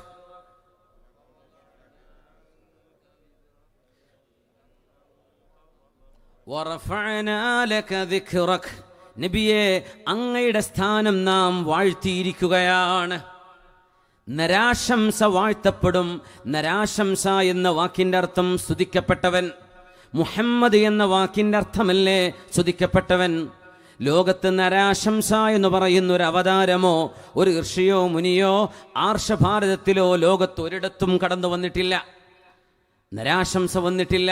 പിന്നെ ആരാണിത്? ആരാണ് ഈ നരാശംസ? സർവരാലും പ്രശംസിക്കപ്പെടുന്ന ഈ പുണ്യപ്രവാചകൻ മുഹമ്മദ് നബി തങ്ങളല്ലാതെ മറ്റാരാണിത്? സ്തുതിക്കപ്പെടുന്നവൻ എന്നല്ലേ നരാശംസയുടെ അർത്ഥം? അത് തന്നെയല്ലേ മുഹമ്മദ് സ്വല്ലല്ലാഹു അലൈഹി വസല്ലം. നോക്കണം, നരാശംസ എന്ന് കഴിഞ്ഞതിന് ശേഷം പ്രയോഗിച്ചിരിക്കുന്നത് സ്ഥവിഷ്യതേ. സ്ഥവിഷ്യതേ എന്ന് പറഞ്ഞാൽ അവർ വാഴ്ത്തപ്പെടും. മുഹമ്മദ് നബി തങ്ങൾ വാഴ്ത്തപ്പെട്ടുകൊണ്ടിരിക്കുകയാണ്. നിഷ്പക്ഷരായ ചരിത്ര പണ്ഡിതന്മാർ മുഴുവനും, എത്രയോ ഹൈന്ദവ പണ്ഡിതന്മാർ പ്രവാചകർ നബി തങ്ങളെക്കുറിച്ച് എത്രയാണ് പുകഴ്ത്തി പറയുന്നത്. അത് ഹിന്ദിയിലും ഉറുദുവിലും മറാഠയിലും മലയാളത്തിലുമൊക്കെ നിഷ്പക്ഷരായ ഹൈന്ദവ പണ്ഡിതന്മാർ പ്രവാചകർ മുഹമ്മദ് നബി തങ്ങളെ തള്ളിപ്പറയാൻ കഴിയില്ല. നബി ആരാന്നറിയാത്തവരാണ്, ഇസ്ലാം എന്താണെന്നറിയാത്തവരാണ് അതിൻ്റെ ശത്രുക്കൾ. അതാണ് അത്ഭുതം. അതുകൊണ്ടാണ് ഇസ്ലാം ലോകത്തിൻ്റെ ക്യാൻസറാണെന്ന് പറഞ്ഞ ഡച്ചുകാരൻ ജെറോം ഇന്ന് മുസ്ലിമായി ഉംറ ചെയ്തു പോയിരിക്കുകയാണ്. ഇപ്പോൾ ഉംറ ചെയ്യിപ്പിച്ചു അള്ളാഹു, കെലിമ ചൊല്ലിപ്പിച്ചു ആ നാവ് കൊണ്ട്. ഇസ്ലാം ലോകത്ത് മുറിച്ചു മാറ്റണം, ക്യാൻസർ മുറിച്ചു മാറ്റുന്ന പോലെ. ഇസ്ലാമിനെ എതിർക്കാനൊരു പുസ്തകം എഴുതി പകുതി എത്തിയപ്പോഴാ ഞാൻ എന്തായി ചെയ്യുന്നത്? ഇതൊരു സത്യവെളിച്ചമാണല്ലോ. ആ പുസ്തകം പൂട്ടിവെച്ച് കത്തിക്കരിച്ച് ഞാൻ ഇസ്ലാമിനെതിരെ പ്രഭാഷണം ചെയ്തതിന് മുഴുവനും പ്രായശ്ചിത്തമായി ഈ സത്യമതം ഞാൻ ലോകത്ത് പ്രചരിപ്പിക്കുമെന്ന് പറഞ്ഞ് കഴിഞ്ഞ 2 ആഴ്ച മുമ്പാണ് ജെറോമിൻ്റെ വാർത്തകൾ നമ്മുടെ മീഡിയകളിലൊക്കെ പ്രത്യക്ഷപ്പെട്ടത്. 2 ആഴ്ചയായിട്ടുള്ളൂ ജെറോം ഇസ്ലാം സ്വീകരിച്ചിട്ട്. ഡച്ചുകാരൻ, ആൻറ്റി ഇസ്ലാം സംഘടനകളുടെ നേതാവ്. അള്ളാഹുവിൻ്റെ തീരുമാനങ്ങൾ നോക്കണം.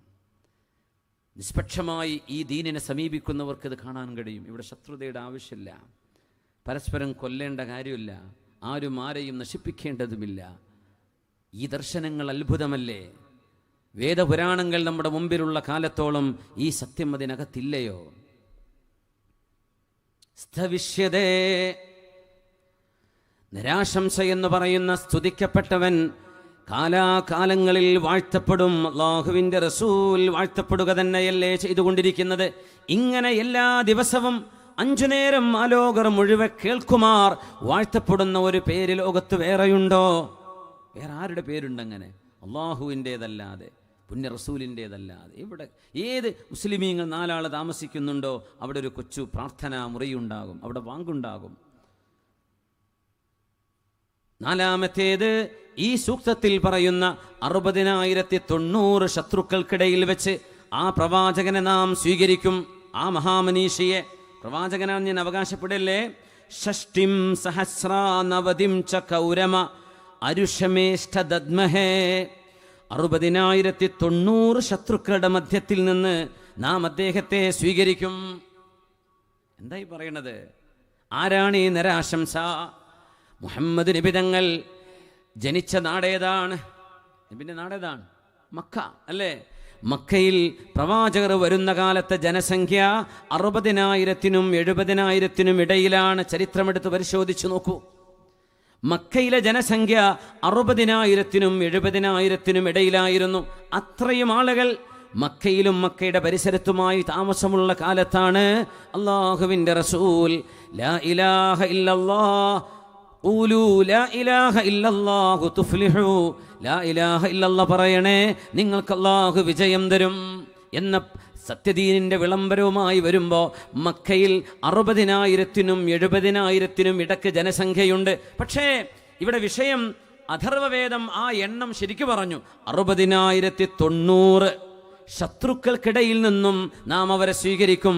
മക്കക്കാർ ഹബീബിന്റെ ശത്രുക്കളായി മാറി ആദ്യകാലം. പിന്നീട് അവർക്ക് ബോധ്യപ്പെട്ടു, സത്യപ്രബോധനം വന്നപ്പോ ബഹുദൈവ ആരാധന ചെയ്ത് 360-ലേറെ ബിംബങ്ങളെ വെച്ച് പൂജിച്ചിരുന്ന മക്കക്കാരോട് സർവേശ്വരനായ ഒരുത്തന് ബിംബങ്ങളില്ലെന്നും രൂപങ്ങളില്ലെന്നും ചിത്രങ്ങളില്ലെന്നും ആ സർവേശ്വരൻ കണ്ണുകളെ പടച്ചവനാണ്, എന്നാൽ കണ്ണുകൊണ്ട് കാണപ്പെടാത്തവനാണെന്ന് പ്രവാചകർ പറഞ്ഞപ്പോഴാണ് അവർക്ക് പ്രവാചകർ ശത്രുവായി മാറിയത്. അവരുടെ വീടിന് ബോംബ് വെച്ചിട്ടല്ല, അവരെ ഉപദ്രവിച്ചിട്ടല്ല, അവരെ കൂക്കി വിളിച്ചിട്ടല്ല. ലാ ഇലാഹ ഇല്ലല്ലാഹ് ഏകം സത്വം ബഹുധാ കൽപ്പയന്തി യോം ദേവനാം നാമധാ ഏക ഏവ. നിങ്ങൾ വിവിധങ്ങളായ പേര് വെച്ച് വിളിക്കുന്ന ദൈവം അത് ഒരേ ഒരുത്തൻ മാത്രമാണെന്ന് മക്കക്കാരോട് പറഞ്ഞതിൻ്റെ പേരിൽ 60,000-നും 70,000-നും ഇടയിൽ വരുന്ന മക്കയുടെ ജനസംഖ്യയിൽ നിന്നാണ് ആ പുണ്യപ്രവാചകനെ അള്ളാഹു മദീനയിലേക്ക് സ്വീകരിച്ചത്. മക്കക്കാരുടെ എണ്ണം പറഞ്ഞു 60,090. നാം ചിന്തിക്കുകയാണ്, അഥർവവേദം പറയുന്നത് മക്കയെക്കുറിച്ചാണോ? ഈ കുന്തബ സൂക്തം സങ്കീർണമായ ഇതൊരു പ്രഹേളികയാണെന്ന് ഇൻഡോളജിസ്റ്റുകൾ പറയുന്ന പ്രൊഫസർ ഗ്രിഫിത്ത് പറയുന്ന ഈ സംഭവം ഭാരതത്തിൻ്റെ സാഹചര്യങ്ങളിൽ നിന്ന് വിശദീകരിച്ചാൽ ആളുകൾക്ക് മനസ്സിലാവുന്നില്ല. എന്തേ കാരണം? ഇത് അറേബ്യയുടെ കഥയാണ് ഇതിൽ പറയുന്നത്. ഈ 60,090 ശത്രുക്കൾ മക്കയിലെ പ്രവാചകന്റെ ശത്രുക്കളല്ലയോ? കഴിഞ്ഞില്ല. ആ പ്രവാചകനെ കുറിച്ച് പറയുന്നു. ആ പ്രവാചകന്റെ മറ്റൊരത്ഭുതം കുന്തുബ സൂക്തത്തിലെ 1-ാമത്തെ ശ്ലോകത്തിലെ നരാശംസയെ വിശേഷിപ്പിക്കാൻ ഉപയോഗിച്ച പദം കൗരമ. ഒരു ഭരണാധികാരിയുടെ നാമം രൂപത്തിലാണ് പലപ്പോഴും പരിഗണിക്കപ്പെടാറുള്ളത്. സത്യത്തിൽ കൗരമ എന്ന പദം നാമവിശേഷണമാണ്. കൗരമ എന്ന് പറഞ്ഞാൽ സമാധാനത്തെ പ്രോത്സാഹിപ്പിക്കുകയും പ്രചരിപ്പിക്കുകയും ചെയ്യുന്നവൻ. നോക്കണം, ഷഷ്ടിം സഹസ്രാനവതിം ച കൗരമ. കൗരമ എന്ന് പറഞ്ഞാൽ സമാധാനവും ശാന്തിയും പ്രചരിപ്പിക്കുന്നവർ. ഞാൻ പറയട്ടെ, ഇസ്ലാമിക ചരിത്രത്തിലേക്ക് വരാം. 60,090 എന്ന് പറയുന്ന അഥർവവേദത്തിന്റെ കണക്ക് പ്രകാരം, നമ്മുടെ കണക്ക് പ്രകാരം 60,000-നും 70,000-നും ഇടക്ക് കൃത്യമായ സംഖ്യ നമ്മുടെ കയ്യിലില്ല. ആ ശത്രുക്കൾക്കിടയിൽ നിന്ന് പ്രവാചകരെ മദീനക്കാർ സ്വീകരിക്കുകയാണുണ്ടായത്. ബൈഅത്തുൽ അഖബ കഴിഞ്ഞ് അല്ലാഹുവിൻ്റെ റസൂലിനെ മദീനക്കാർ സ്വീകരിച്ചില്ലേ? എന്താ അവർ പാടിയ പാട്ട്? എന്താ പാടിയത്? ത്വലഅൽ ബദ്റു അലൈന. പാടില്ലേ? റെഡിയല്ലേ? തൊണ്ടൊക്കെ ശരിയായിക്കോളി, ഉറക്ക വരട്ടെ. ത്വലഅൽ ബദ്റു അലൈന മിൻ സനിയാതിൽ വദാഇ وجب الشكر علينا ما دعا لله داعي أيها المبعوث فينا جئت بالأمر المطاع جئت شرفت المدينة مرحبا يا خير داعي. സുഹൃതം പെയ്തിറങ്ങുകയാണ്, സുഗന്ധം അടിച്ചു വീശുകയാണ്. മദീനയിലേക്കുള്ള 11 ദിവസത്തെ കഷ്ടപ്പാടിൻ്റെ യാത്ര കഴിഞ്ഞ് പ്രവാചകർ മദീന നഗരത്തിലേക്ക് 450 കിലോമീറ്റർ യാത്ര ചെയ്ത് പ്രവാചകർ പലായനം ചെയ്ത് കടന്നു വരുമ്പോൾ ചരിത്ര പുസ്തകത്താളുകളിലേക്ക് നമുക്ക് പോയി നോക്കാം. അള്ളാഹുവിൻ്റെ റസൂലിനെ പിഞ്ചു ബാലന്മാരും കൊച്ചു പെൺകുട്ടികളും ആബാലവൃദ്ധം ജനങ്ങളും മദീനയുടെ വരമ്പുകളിൽ വന്നു നിന്ന്, മദീനയുടെ അതിർത്തിയിൽ വന്നു നിന്ന് സ്വീകരിച്ച് പാട്ടുപാടി സ്വീകരിച്ചു. 60,090 ശത്രുക്കളിൽ നിന്ന് പ്രവാചകനെ സ്വീകരിച്ചു എന്ന് തന്നെയല്ലേ ഇതിനർത്ഥം? എന്നിട്ട് ആ സ്വീകരണത്തിൽ അവർ പാടിയ പാട്ടാണ് നമ്മൾ ലോകത്ത് ഏത് മുസ്ലിം കുഞ്ഞുങ്ങൾക്കും അറിയുന്ന പാട്ട്. ത്വലഅൽ ബദ്റു അലൈന. പൂർണ്ണ ചന്ദ്രനിതാ ഉദിച്ചുയർന്നിരിക്കുന്നു. സനിയാത്തുൽ വദാഇലൂടെ ഇതാ വരുന്നു, ഞങ്ങളുടെ മദീനയിലേക്ക് വരുന്നു. പ്രവാചകരെ, നിങ്ങൾക്ക് സ്വാഗതം. ഇത് നിങ്ങളുടെ മണ്ണാണ്, ഇത് നിങ്ങളുടെ നഗരമാണ്. നിങ്ങൾ അല്ലാഹുവിലേക്ക് ഞങ്ങൾ വിളിക്കാൻ വന്നവരല്ലേ എന്ന സന്തോഷത്തിൻ്റെ പാട്ടുപാടി സ്വീകരിച്ചിരിക്കുന്നു. അഥർവവേദം പറഞ്ഞ് എന്താ ഇവിടെ? 60,900 ശത്രുക്കളിൽ നിന്ന് സ്വീകരിക്കും. ഖൗരമ, ഈ പ്രവാചകൻ എന്തു ചെയ്യും? ഈ പ്രവാചകൻ ഖൗരമ അരുഷമേഷ്ഠദദ്മഹേ, ഖൗരമ എന്ന വാക്കിനർത്ഥം സമാധാനം പ്രചരിപ്പിക്കുന്നവരെ. നോക്കണേ, മഹാനായ അബ്ദുല്ലാഹി ഇബ്നു സലാം റളിയല്ലാഹു അൻഹുവിന്റെ ഹദീസ്, മദീനയിലേക്ക് നബി തങ്ങൾ കാലെടുത്തു വെച്ച ഉടനെ ആദ്യം പറഞ്ഞ ഹദീസ് എന്താണ്? മഹാന്മാരായ ഹദീസ് പണ്ഡിതന്മാർ മുഴുവൻ കൊണ്ടുവരുന്നു.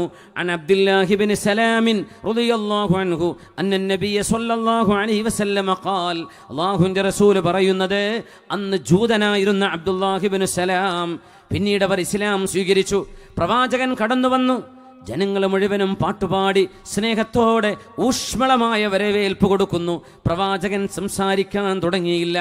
ജനങ്ങൾ മുഴുവനും ആ പ്രൗഢമായ നിലാവെളിച്ചത്തിന്റെ തൂവെള്ള പ്രഭയുള്ള ആ മുഖത്തേക്ക് നോക്കി നിൽക്കുകയാണ്. ലോകത്തിന്റെ ഗുരു എന്താണാവോ ആദ്യമായി പറയാൻ പോകുന്നത്? പ്രവാചകരുടെ മുഖം കണ്ടപ്പോ അബ്ദുല്ലാഹി ഇബ്നു സലാം എന്നവർ പറഞ്ഞു, നദർതു ഇലാ വജ്ഹി, ഞാൻ പ്രവാചകരുടെ മുഖത്തേക്ക് നോക്കിയപ്പോൾ ഫവല്ലാഹി മാ ഹുവ ബിവജ്ഹി കദ്ദാബ്, ഇത് നുണ പറയുന്ന ഒരാളല്ല, ഇത് നുണ പറയുന്നവരല്ല. ഈ പ്രവാചകന്റെ മുഖം കണ്ടപ്പോൾ എനിക്ക് മനസ്സിലായി, ഇത് പറയുമ്പോൾ അദ്ദേഹം ജൂതനാണ്, മുസ്ലിമല്ല. ഞാനിങ്ങനെ കാതോർത്ത് നിൽക്കുന്നു, എന്താണാവോ ഈ സ്വീകരണത്തിന് മറുപടി പറയുന്നത്? സ്വീകരണത്തിന് മറുപടി പറയുമല്ലോ. പ്രവാചകർ എന്താ മറുപടി പറയാൻ പോകുന്നത്? അവിടുത്തെ പരിശുദ്ധമായ അധരങ്ങളിൽ നിന്ന് സുഹൃതം പെയ്തിറങ്ങുകയാണ്. അവിടുന്ന് സംസാരിക്കാൻ തുടങ്ങി. ആയിരക്കണക്കിന് ആളുകൾ മിണ്ടാതെ മൗനികളായി. പ്രവാചകർ സംസാരിച്ചു തുടങ്ങുകയാണ്. ആരവങ്ങൾ അടങ്ങിയിരിക്കുന്നു. പ്രവാചകന്റെ ശബ്ദം കേൾക്കുമാർ അവർ മുഴുവനും അരികത്തുകൂടിയിരിക്കുന്നു. എന്താണ് ലോകത്തിന്റെ ഗുരു ആദ്യമായി പറഞ്ഞത്? ഖൗരമ, സമാധാനം പ്രചരിപ്പിക്കുന്നവനാണ് ഈ അന്ത്യദൂതരെന്ന് അഥർവവേദം പറയുന്ന കുന്തബ സൂക്തത്തിന്റെ പരാമർശം പ്രവാചകരിലേക്ക് വിരൽ ചൂണ്ടുന്നു എന്ന് ഞാൻ പറയാൻ കാരണം, ആദ്യമായി പ്രവാചകന്റെ പരാമർശം യാ അയ്യുഹന്നാസ്, അല്ലയോ മനുഷ്യരെ, മുസ്ലിങ്ങളെ എന്നല്ല, വിശ്വാസികളെ എന്നല്ല, അല്ലയോ മനുഷ്യരെ, അഫ്ഷുസ്സലാം, സമാധാനം പ്രചരിപ്പിക്കണേ. ആദ്യം പറഞ്ഞ വാക്കല്ലേ അത്? അത്ഇമുത്ത്വആം, വിശക്കുന്നവർക്ക് ഭക്ഷണം കൊടുക്കണേ. സ്വിലുൽ അർഹാം, നിങ്ങളുടെ കുടുംബ ബന്ധങ്ങളെ നോക്കണേ. സ്വല്ലൂ ബില്ലൈലി വന്നാസു നിയാം, ജനങ്ങൾ കിടന്നുറങ്ങുന്ന ആ പ്രഭാതത്തോടടുക്കുന്ന നേരത്ത് നിങ്ങൾ എഴുന്നേറ്റുകൊണ്ട് പ്രാർത്ഥനയിൽ മുഴുകണേ. തദ്ഖുലുൽ ജന്നത ബിസലാം, നിങ്ങൾക്ക് സമാധാനത്തോടെ സ്വർഗത്തിലേക്ക് പോകാൻ കഴിയും. നോക്കണം, ഷഷ്ടിം സഹസ്രാനവതിം ച കൗരമ. കൗരമ എന്ന പദത്തിന്റെ അർത്ഥം ഭരണാധികാരിയുടെ എന്ന രൂപത്തിലാണ് പലപ്പോഴും പറയപ്പെടാറുള്ളതെങ്കിലും ആ വാക്കിന്റെ യഥാർത്ഥ അർത്ഥം എന്ന് പറയുന്നത് സമാധാനത്തെ പ്രോത്സാഹിപ്പിക്കുകയും പ്രചരിപ്പിക്കുകയും ചെയ്യുന്നവർ. ശത്രുക്കൾക്കിടയിൽ നിന്നും മദീനക്കാർ സ്വീകരിച്ചപ്പോ ആദ്യമായി പറഞ്ഞ വാക്ക് സമാധാനത്തിന്റെ വാക്കല്ലയോ? അഫ്ഷുസ്സലാം, ജനങ്ങളെ സമാധാനം പ്രചരിപ്പിക്കണേ. യുദ്ധം ചെയ്യണേ എന്നല്ല, അയൽക്കാരനെ പോയി ഉപദ്രവിക്കണേ എന്നല്ല, കൊലപാതകം ചെയ്യണേ എന്നല്ല. പ്രവാചകൻ പഠിപ്പിച്ചത് അഫ്ഷുസ്സലാം, സമാധാനം പ്രചരിപ്പിക്കണേ. അതല്ലേ സങ്കീർണമാണ്. ഭാരതത്തിന്റെ സാഹചര്യങ്ങളിൽ ഇത് വിശദീകരിക്കാൻ കഴിയില്ലെന്ന് പറഞ്ഞത് ഇംഗ്ലീഷുകാരനായ മാക്സ് മുള്ളറും വൈറ്റ്നിയും ബ്ലൂഫീൽഡും അതുപോലെ ഗ്രിഫിത്തും ഭാരതീയ ഹൈന്ദവ പണ്ഡിതന്മാരും ഇത് സങ്കീർണമായ വചനമാണ്, ഇത് സങ്കീർണമായ ശ്ലോകമാണ്, ഇതവർ ചൊല്ലാറുണ്ട്, ആലപിക്കാറുണ്ട്. പക്ഷേ ഇതിൻ്റെ അർത്ഥം സങ്കീർണമാണ്, ഞങ്ങൾക്ക് മനസ്സിലാവുന്നില്ല. ഒരു അവ്യക്തതയുണ്ട്. നമ്മളൊന്ന് പറഞ്ഞു നോക്കുകയാണ്, ഇതിൽ അവ്യക്തതയില്ല. ഈ ശ്ലോകത്തെ മണലാരണ്യത്തിലെ പ്രവാചകനിലേക്ക് ബന്ധിച്ചു നോക്കിയാൽ എത്രയോ എത്രയോ സമാനതകൾ കണ്ടെത്താൻ കഴിയുന്നില്ലയോ? എന്താണ് ഈ പറയുന്നത്? ആ പ്രവാചകൻ ഇനി വരുന്നത് ചില രൂപങ്ങളും രീതിയും പറയുന്നു. 12ാമത്തെ മന്ത്രം നരാശംസയെക്കുറിച്ച് പറയാൻ, വധൂമന്തോ ദുർദശ, വധൂമന്തോ ദുർദശ, സമാധാനം പ്രചരിപ്പിക്കാൻ വരുന്ന കൗരമ. ഒന്നുകൂടെ പറഞ്ഞോട്ടെ, ഇസ്ലാം എന്ന വാക്ക് സലാം എന്ന വാക്കിൽ നിന്നാണ്. മുസ്ലിമീങ്ങൾ അഭിസംബോധന ചെയ്യുന്ന രീതി എന്താണ്? അസ്സലാമു അലൈക്കും. എന്താ അതിനർത്ഥം? നിങ്ങൾക്ക് സമാധാനം ഉണ്ടാവട്ടെ. അല്ലേ? ഗൾഫിലൊക്കെ പോയവരൊക്കെ മുസ്ലിങ്ങളും അല്ലാത്തവരൊക്കെ പറയില്ലേ അസ്സലാമു അലൈക്കും, സമാധാനമുണ്ടാവട്ടെ. ആ വാക്കിൻ്റെ അർത്ഥം സലാം, സമാധാനം. ഇസ്ലാം സമാധാനം, മുസ്ലിം സമാധാന സ്നേഹിയാണ്. തീവ്രവാദിക്ക് മതമില്ല. ഒരു തീവ്രവാദിക്കും, ഹൈന്ദവ തീവ്രവാദം എന്ന് പറയല്ലേ, കാരണം ഒരു തീവ്രവാദിക്കും മതമില്ല. മുസ്ലിം തീവ്രവാദം എന്ന് പറയല്ലേ, ഒരു മുസ്ലിമിന് തീവ്രവാദിയാവാൻ കഴിയൂല. അസ്സലാം സമാധാനം, ഇസ്ലാം സമർപ്പണത്തിലൂടെ കിട്ടുന്ന സമാധാനം. ദാറുസ്സലാം സ്വർഗത്തിന്റെ പേരതാണ്, സമാധാനത്തിന്റെ വീട്. സ്വർഗലോകത്തെ പടച്ചതമ്പുരാൻ സ്വർഗവാസികളോട് ആദ്യം പറയുന്ന വാക്ക് സൂറത്തു യാസീനിൽ സലാമുൻ ഖൗലം മിർ റബ്ബിർ റഹീം, സമാധാനമുണ്ടാവട്ടെ. ഇതല്ലേ അള്ളാഹുവിൻ്റെ മതം, അതല്ലേ കൗരമ. നരാശംസയെക്കുറിച്ച് പറഞ്ഞ കൗരമ പ്രവാചകൻ മുഹമ്മദ് നബിയോടും ഇസ്ലാമിക ദർശനങ്ങളോടും യോജിച്ചു വരുന്നില്ലയോ? അവകാശവാദമല്ലേ? ഞാൻ ഒരിക്കലും അങ്ങനെ പറയുകയല്ല, അവകാശവാദമല്ല. ഇതിനെ ഖണ്ഡിക്കാൻ പഠിക്കുന്നവർക്ക്, വിഷയം മനസ്സിലാക്കാൻ ആഗ്രഹിക്കുന്നവർക്ക് അവകാശമുണ്ട്. ഇതിൻ്റെ ഒരു മറുവശം ഇതല്ല, ഇത് ഇങ്ങനെയാണ് എന്ന് തിരുത്തി പറഞ്ഞു തരാം. പക്ഷേ പണ്ഡിതമതം ഒരുപാട് ചർച്ച ചെയ്തപ്പോൾ ഇതിനാശയം ഭാരതത്തിൻ്റെ സാഹചര്യത്തിൽ കിട്ടുക സാധ്യമല്ല. ഇത് അറേബ്യയെക്കുറിച്ചാണ് പറയുന്നത്. പ്രവാചകർ നബിയെക്കുറിച്ച് പറയുന്നു വധൂമന്തോ ദുർദശ. ഇത് രണ്ടർത്ഥമുണ്ട് ഈ വാക്കിന്. ഒന്ന്, ആ പ്രവാചകനെയും ഭാര്യമാരെയും ഒട്ടകം പൂട്ടിയ രഥം വഹിക്കും എന്നാണ് ഒരർത്ഥം. പ്രവാചകനെയും ഭാര്യമാരെയും, ഒരു ഭാര്യയല്ല പ്രവാചകർക്ക്, ഒന്നിലേറെ ഭാര്യമാരുണ്ടായിരുന്നല്ലോ. അല്ലെങ്കിൽ അദ്ദേഹത്തെ ഒട്ടകത്തെയും ഇണയെയും പൂട്ടിയ രഥം വഹിക്കും. രണ്ടും ഏകദേശം ഒന്ന് തന്നെ. ആണും പെണ്ണുമായ ഒട്ടകം വലിക്കുന്ന രഥം, അല്ലെങ്കിൽ പ്രവാചകരെയും അവരുടെ പത്നിമാരെയും ഒട്ടകം പൂട്ടിയ രഥമാണ് വഹിക്കുക. അതുകൊണ്ടാണ് ഇത് ഭാരതത്തിൽ മനസ്സിലാക്കാൻ കഴിയില്ല എന്ന് പറയുന്നത്. പ്രവാചകർ തങ്ങളുടെ വാഹനം ഒട്ടകമായിരുന്നു. നബി തങ്ങളുടെ ഒട്ടകത്തിൻ്റെ പേരുണ്ട്, ഒട്ടകത്തിനൊരു പേരുണ്ടായിരുന്നു. പ്രവാചകർ അവിടുത്തെ വീട്ടിലുപയോഗിക്കുന്ന മൃഗങ്ങൾക്ക് പേര് വെച്ചിട്ടുണ്ട്. ആർക്കെങ്കിലും അറിയോ നബിയുടെ ഒട്ടകത്തിൻ്റെ പേരെന്താണെന്ന്? നമ്മുടെ അഡ്മിന്മാർക്കൊക്കെ അറിയായിരിക്കും, അല്ലാത്തവരാരും കൈപൊക്കി. നബിയുടെ ഒട്ടകത്തിൻ്റെ പേരെന്താ? സമ്മാനമുണ്ട് കേട്ടോ, 500 രൂപയെ സമ്മാനം. വേഗം കൈപൊക്കിക്കോളൂ അറിയുന്നവർ. നബിൻ്റെ ഒട്ടകത്തിൻ്റെ പേരെന്താണ്? മൊയ്തീൻക്ക്, അങ്ങള് നമ്മുടെ സ്വന്തം ആളല്ലേ. മൊയ്തീക്ക് ഉത്തരം പറഞ്ഞു. കൈപൊക്കിയാലേ അറിയുള്ളൂ. ആരാ? ഫസലൊന്നും ഉത്തരം പറയാൻ പറ്റൂലേ? ആ ഫസൽ പറഞ്ഞു കേട്ടിട്ടല്ലേ? അതറിയായിരുന്നോ? ബേക്കുന്ന ആരെങ്കിലും പറയാം. കസ്വ, മാഷാ അല്ലാ, വെരി വെരി വെരി, സമ്മാനമുണ്ട്. വരാൻ ബുദ്ധിമുട്ടുണ്ടെങ്കിൽ കൊടുത്തേക്കാം. ബിസ്മില്ലാ, മാഷാ അല്ലാ. അതൊക്കെ ഒരു സന്തോഷമല്ലേ? അള്ളാഹിൻ്റെ റസൂലിൻ്റെ വാഹനം ഒട്ടകമായിരുന്നു. ഭാരതത്തിൽ ഋഷിമാരും മുനിമാരും ഒട്ടക സവാരി ചെയ്തിട്ടില്ല. നബിയുടെ ഒട്ടകത്തിൻ്റെ പേര് കസ്വ എന്നായിരുന്നു. കസ്വ അല്ലേ? കസ്വ. നബിയുടെ ഒട്ടകത്തിൻ്റെ പേര് കസ്വ. എന്താ പേര്? മിസ്തഹ്. മാഷാ അല്ലാ, ബദരിയായ സ്വഹാബിൻ്റെ പേരാ മിസ്തഹ്. മിസ്തഹ് ബിൻ ഉസാസ റളിയല്ലാഹു അൻഹുവിൻ്റെ പേരാ. മാഷാ അല്ലാ, മാഷാ അല്ലാ, സന്തോഷം. ബിസ്മില്ലാഹിർ റഹ്മാനിർ റഹീം. അതൊരു സന്തോഷത്തിനാണ്. കുട്ടികൾക്ക് മുട്ടായൊക്കെ വാങ്ങി കൊടുത്തേക്ക്. ബിസ്മില്ലാ. മാഷാ അല്ലാ, ഈ പരിപാടിക്ക് സംഭാവന ചെയ്ത് വിസ്തഹം തരും. മാഷാ അല്ലാ, അല്ലാഹു അക്ബർ, അല്ലാഹു അക്ബർ വലില്ലാഹിൽ ഹംദ്. അത് ഭയങ്കര സംഭവമായി അല്ലേ? മാഷാ അല്ലാ, ഹംദുലില്ലാ. അല്ലാഹു സ്വീകരിക്കട്ടെ. അല്ല, നിങ്ങൾ ആ പാട്ടപ്പിരിവൊക്കെ കൊടുത്തോ? എല്ലാവരും കൊടുത്തിട്ടില്ലേ? ബാക്കിയുള്ളവരൊക്കെ ഇവിടുന്ന് നമ്മുടെ റോട്ടിലൊക്കെ സഹോദരങ്ങൾ നിൽക്കുന്നുണ്ട്. ചെയർ വല്ലതുണ്ടെങ്കിൽ ഫസലോ കൊണ്ടേ കൊടുക്കണേ. അവരൊക്കെ നമ്മൾ അതിഥികളാണ്, ഇരിക്കാൻ സൗകര്യം ചെയ്യണം. ഇരിക്കട്ടെ. അപ്പോൾ അള്ളാഹു ഈ സദുദ്യമം വിജയിപ്പിക്കട്ടെ. പ്രവാചകരുടെ വാഹനം ഒട്ടകമായിരുന്നു. ആ ഒട്ടകത്തിൻ്റെ പേര് ഖസ്വ. കുന്തപസൂക്തം പറയാണ്, ആ വരാൻ പോകുന്ന നരാശംസ, സ്തുത്യർഹനായവൻ, അദ്ദേഹത്തെയും അവിടുത്തെ ഭാര്യമാരെയും ഒട്ടകം പൂട്ടിയ രഥമാണ് വഹിക്കുക. പ്രവാചകന്റെ വാഹനം സ്വല്ലല്ലാഹു അലൈഹി വസല്ലം ഒട്ടകമായിരുന്നു. നമ്മുടെ ഹൈന്ദവ സഹോദരങ്ങൾക്കിടയിൽ നിലനിന്നിരുന്ന നിയമപ്രകാരം ഒട്ടകയാത്രയും പാലും ബ്രാഹ്മണർക്ക് നിഷിദ്ധമായിരുന്നു. അതുകൊണ്ട് അത് ഇന്ത്യയിൽ മനസ്സിലാവില്ല എന്ന് പറയുന്നത്. ബ്രാഹ്മണന്മാർക്ക് ഒട്ടക സവാരിയും പാലും അവർക്ക് നിഷിദ്ധമായിരുന്നു. ഒട്ടകപ്പുറത്തോ കഴുതപ്പുറത്തോ യാത്ര ചെയ്യുന്നതും നഗ്നനായി സ്നാനം ചെയ്യുന്നതും ബ്രാഹ്മണനെ അശുദ്ധനാക്കുമെന്ന് മനുസ്മൃതി പറയുന്നുണ്ട്. 11:201 മനുസ്മൃതിയുടെ വചനമാണത്. എന്താണ്? കുളിക്കുമ്പോഴേ ഒന്നിടാതെ കുളിക്കരുത് തന്നെ. നമുക്കും അങ്ങനെ തന്നെ നിയമം. മറക്കണം എന്നാണ്, അള്ളാഹുവിൽ നിന്ന് നാണം കാണിക്കണം എന്നാണ്. ഒട്ടകപ്പുറത്തോ കഴുതപ്പുറത്തോ യാത്ര ചെയ്യുന്നതും നഗ്നനായി സ്നാനം ചെയ്യുന്നതും ബ്രാഹ്മണനെ അശുദ്ധനാക്കും. മനുസ്മൃതിയുടെ വിധി ഇതാണ്. പ്രവാചകരുടെ ഭാര്യമാരും പ്രവാചകരും ഒട്ടകപ്പുറത്താണ് യാത്ര ചെയ്തത്. നമ്മൾ ആയിഷ ബീവി റളിയല്ലാഹു അൻഹയുടെ ചരിത്രം പറഞ്ഞിരുന്നു. ഇന്നലെ മിനിഞ്ഞാന്ന് മഞ്ചേരിയിൽ ഒരു പ്രഭാഷണത്തിൽ ആയിഷ ബീവിൻ്റെ ചരിത്രമായിരുന്നു.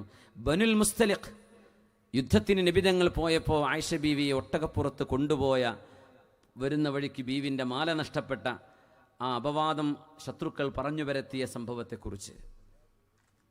ഉമ്മു സലമ ബീവി ഒട്ടകപ്പുറത്ത് യാത്ര ചെയ്തിട്ടുണ്ട്. സൈനബ് ബീവി യാത്ര ചെയ്തിട്ടുണ്ട്. പ്രവാചകരുടെ ഭാര്യമാർ ഹജ്ജിന് പോകുമ്പോൾ നബിതങ്ങളുടെ അവസാനത്തെ ഹജ്ജില് എല്ലാ ഭാര്യമാരെയും കൂടെ കൊണ്ടുപോയിട്ടുണ്ട്. ഇത് അത്ഭുതം എന്നറിയോ? അദ്ദേഹത്തെയും ഭാര്യമാരെയും ഈ അന്ത്യപ്രവാചകന് ഒന്നിലേറെ ഭാര്യമാരുണ്ടാകും എന്ന സൂചനയാണിത്. നബിക്കുണ്ടല്ലോ, എല്ലാ ഭാര്യമാരെയും നബിതങ്ങൾ ഹജ്ജിന് കൊണ്ടുപോയിട്ടുണ്ട്.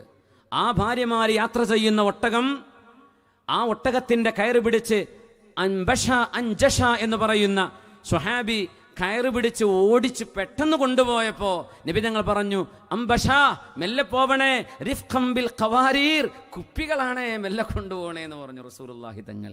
കുപ്പികൾ വീണാ പൊട്ടൂലേ, പെണ്ണുങ്ങളാണ് മെല്ലെ പോണേ. അംബഷ എന്നവര് ആ ഒട്ടകത്തിന്റെ കയറ് പിടിച്ച് ധൃതിയിൽ പോയപ്പോ റിഫ്ഖം ബിൽ ഖവാരീർ, കുപ്പികളാണ് മെല്ലെ കൊണ്ടുപോകണേ എന്ന് പ്രവാചകർ പറയുമ്പോൾ അവിടുത്തെ പത്നികൾ ഒട്ടകപ്പുറത്തായിരുന്നു സ്വല്ലല്ലാഹു അലൈഹി വസല്ലം. ആ പ്രവാചകരെയും അവിടുത്തെ ഭാര്യമാരെയും ഒട്ടകങ്ങളാണ് വഹിക്കുക. ഭാരതത്തിലെ ബ്രാഹ്മണർക്ക് ഒട്ടക സവാരിയും കഴുത സവാരിയും പാടില്ലായിരുന്നു. അതുകൊണ്ടാണ് ഭാരതത്തിൽ വെച്ച് ഈ വാക്യങ്ങളെ വ്യാഖ്യാനിക്കുക സാധ്യമല്ല എന്ന് പറയാൻ കാരണം. ഇതൊക്കെ അള്ളാഹുവിൻ്റെ റസൂലിനെ മുഹമ്മദ് നബി തങ്ങളുമായി യോജിച്ച് കിടക്കുകയല്ലേ. ഞാൻ ഒന്നുകൂടെ പറയട്ടെ, അവകാശവാദം പറയുകയോ ഏതെങ്കിലും ഒരു മതവിശ്വാസിക്ക് വേദന ഉണ്ടാക്കുകയോ അല്ല. ഈ പരാമർശങ്ങളൊക്കെ ഹൈന്ദവ ഭാരത സംസ്കാരവും ഇസ്ലാമിക സംസ്കാരവും തമ്മിലുള്ള ഒരു പാലം പണിയുന്നില്ലേ? ആശയപരമായെങ്കിലും നമ്മൾ യുദ്ധം ചെയ്യേണ്ടവരല്ല, നമ്മൾ തമ്മിൽ തല്ലേണ്ടവരല്ല. 600-ലേറെ കൊല്ലം ഭാരതം ഭരിച്ചിട്ടുണ്ട് മുസ്ലിമീങ്ങളായ ആളുകൾ. ഇവിടെ മതം മാറ്റങ്ങൾ ഉണ്ടായിട്ടില്ല. എന്തെങ്കിലും അക്രമങ്ങൾ ഉണ്ടായോ? 600 കൊല്ലമാണ് ഇവിടുത്തെ മുസ്ലിമീങ്ങളുടെ ഭരണം ഭാരതത്തിലുണ്ടായത്. അന്ന് ആരെങ്കിലും നിർബന്ധിപ്പിച്ച് മുസ്ലിമാക്കിയിട്ടുണ്ടോ? ഇല്ലല്ലോ. എത്ര സമഭാവനയിൽ കഴിഞ്ഞുപോയി. ഇത് സംസ്കാരങ്ങളുടെ സമ്മേളനമാണ്. ഭാരതം എന്ന് പറയുന്നത് വിവിധ മതവിശ്വാസങ്ങളുടെ ഒരു ബൊക്കയാണ്. ഒരുപാട് പൂക്കൾ ഒരുമിച്ച് വെക്കുന്ന ബൊക്ക പോലെ. പരസ്പരം അറിയണം, മനസ്സിലാക്കണം. തൻ്റെ തൊട്ടടുത്ത് താമസിക്കുന്ന ഹൈന്ദവന്റെ വിശ്വാസം എന്താണെന്നറിയണം. ക്രിസ്ത്യാനി എന്താണ് വിശ്വസിക്കുന്നത്, ജൈനന്റെ വിശ്വാസം എന്താണ്, ഇസ്ലാമിക വിശ്വാസം എന്താണ്, സംസ്കാരങ്ങൾ അറിയട്ടെ. കുന്തബ സൂക്തത്തിൻ്റെ 7-ാമത്തെ വചനം, ആ മഹാത്മാവിൻ്റെ മഹത്വം സ്വർഗലോകം വരെ എത്തി അതിനെ താഴ്ത്തും എന്നാണ് പറയുന്നത്.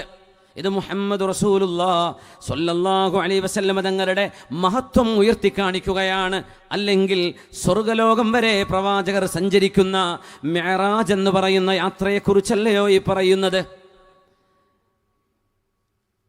അഖ്തറേ शाम की आती है फलक से आवाज, अख्तरे शाम की आती है फलक से आवाज, सजद करती है जिसे सहर वो है आज की रात, रहे एक गाम है हिम्मत के लिए अर्शे बरीन, कह रही है ये मुसलमान से मिअराज की रात. എത്ര മനോഹരമാണ്.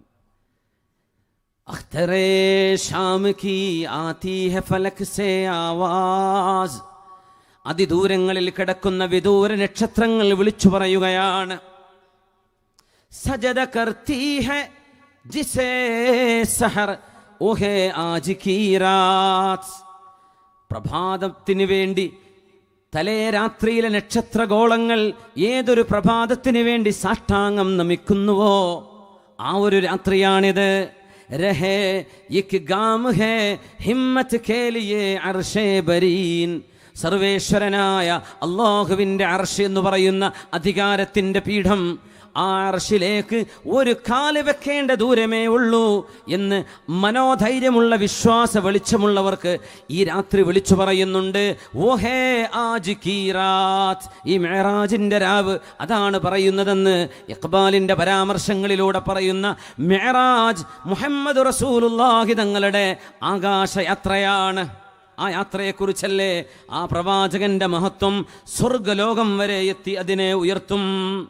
ഉഷ്ടായസ്യ പ്രവാഹിണോ വധുമന്തോ ദുർദശ വർഷ്മാരഥസ്യ നിജിഹീടതേ ദിവ ഈശമാണ ഉപാസ്പൃശ.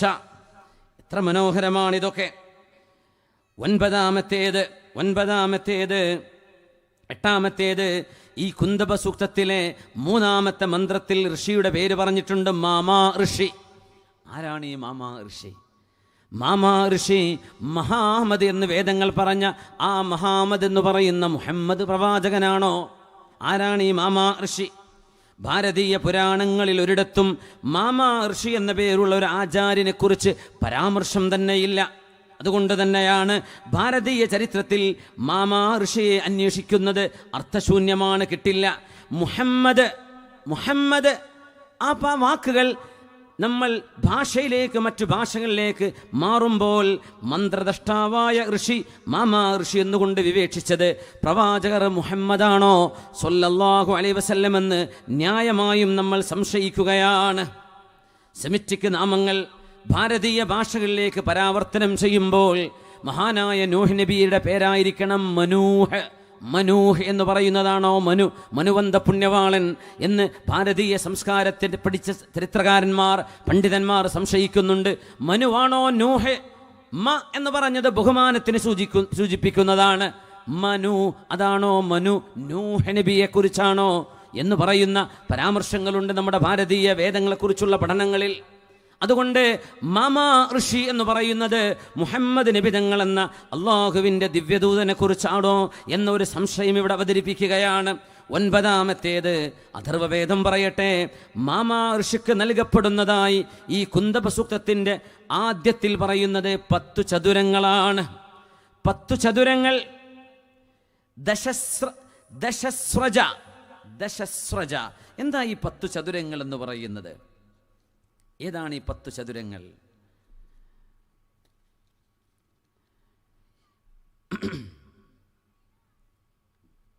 ഏഷാ ഋഷയേ മാമഹേ ശതം നിഷ്കാൻ ദശസ്രജ ത്രീണി ശതന്യാർവദാം സഹസ്രാദശഗ്ലോനാം.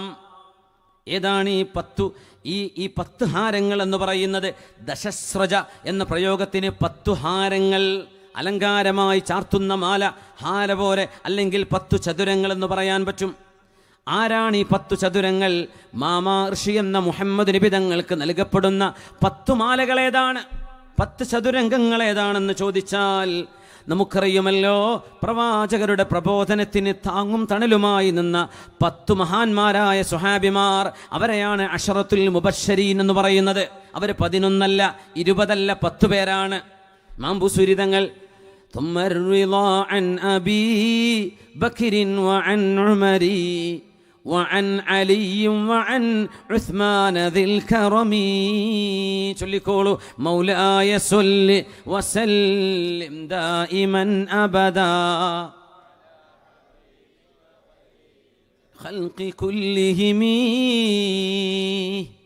സഅദിൻ സഈദിൻ زبير طلحة وأبي عبيدة وبن عوف عاشر الكرم.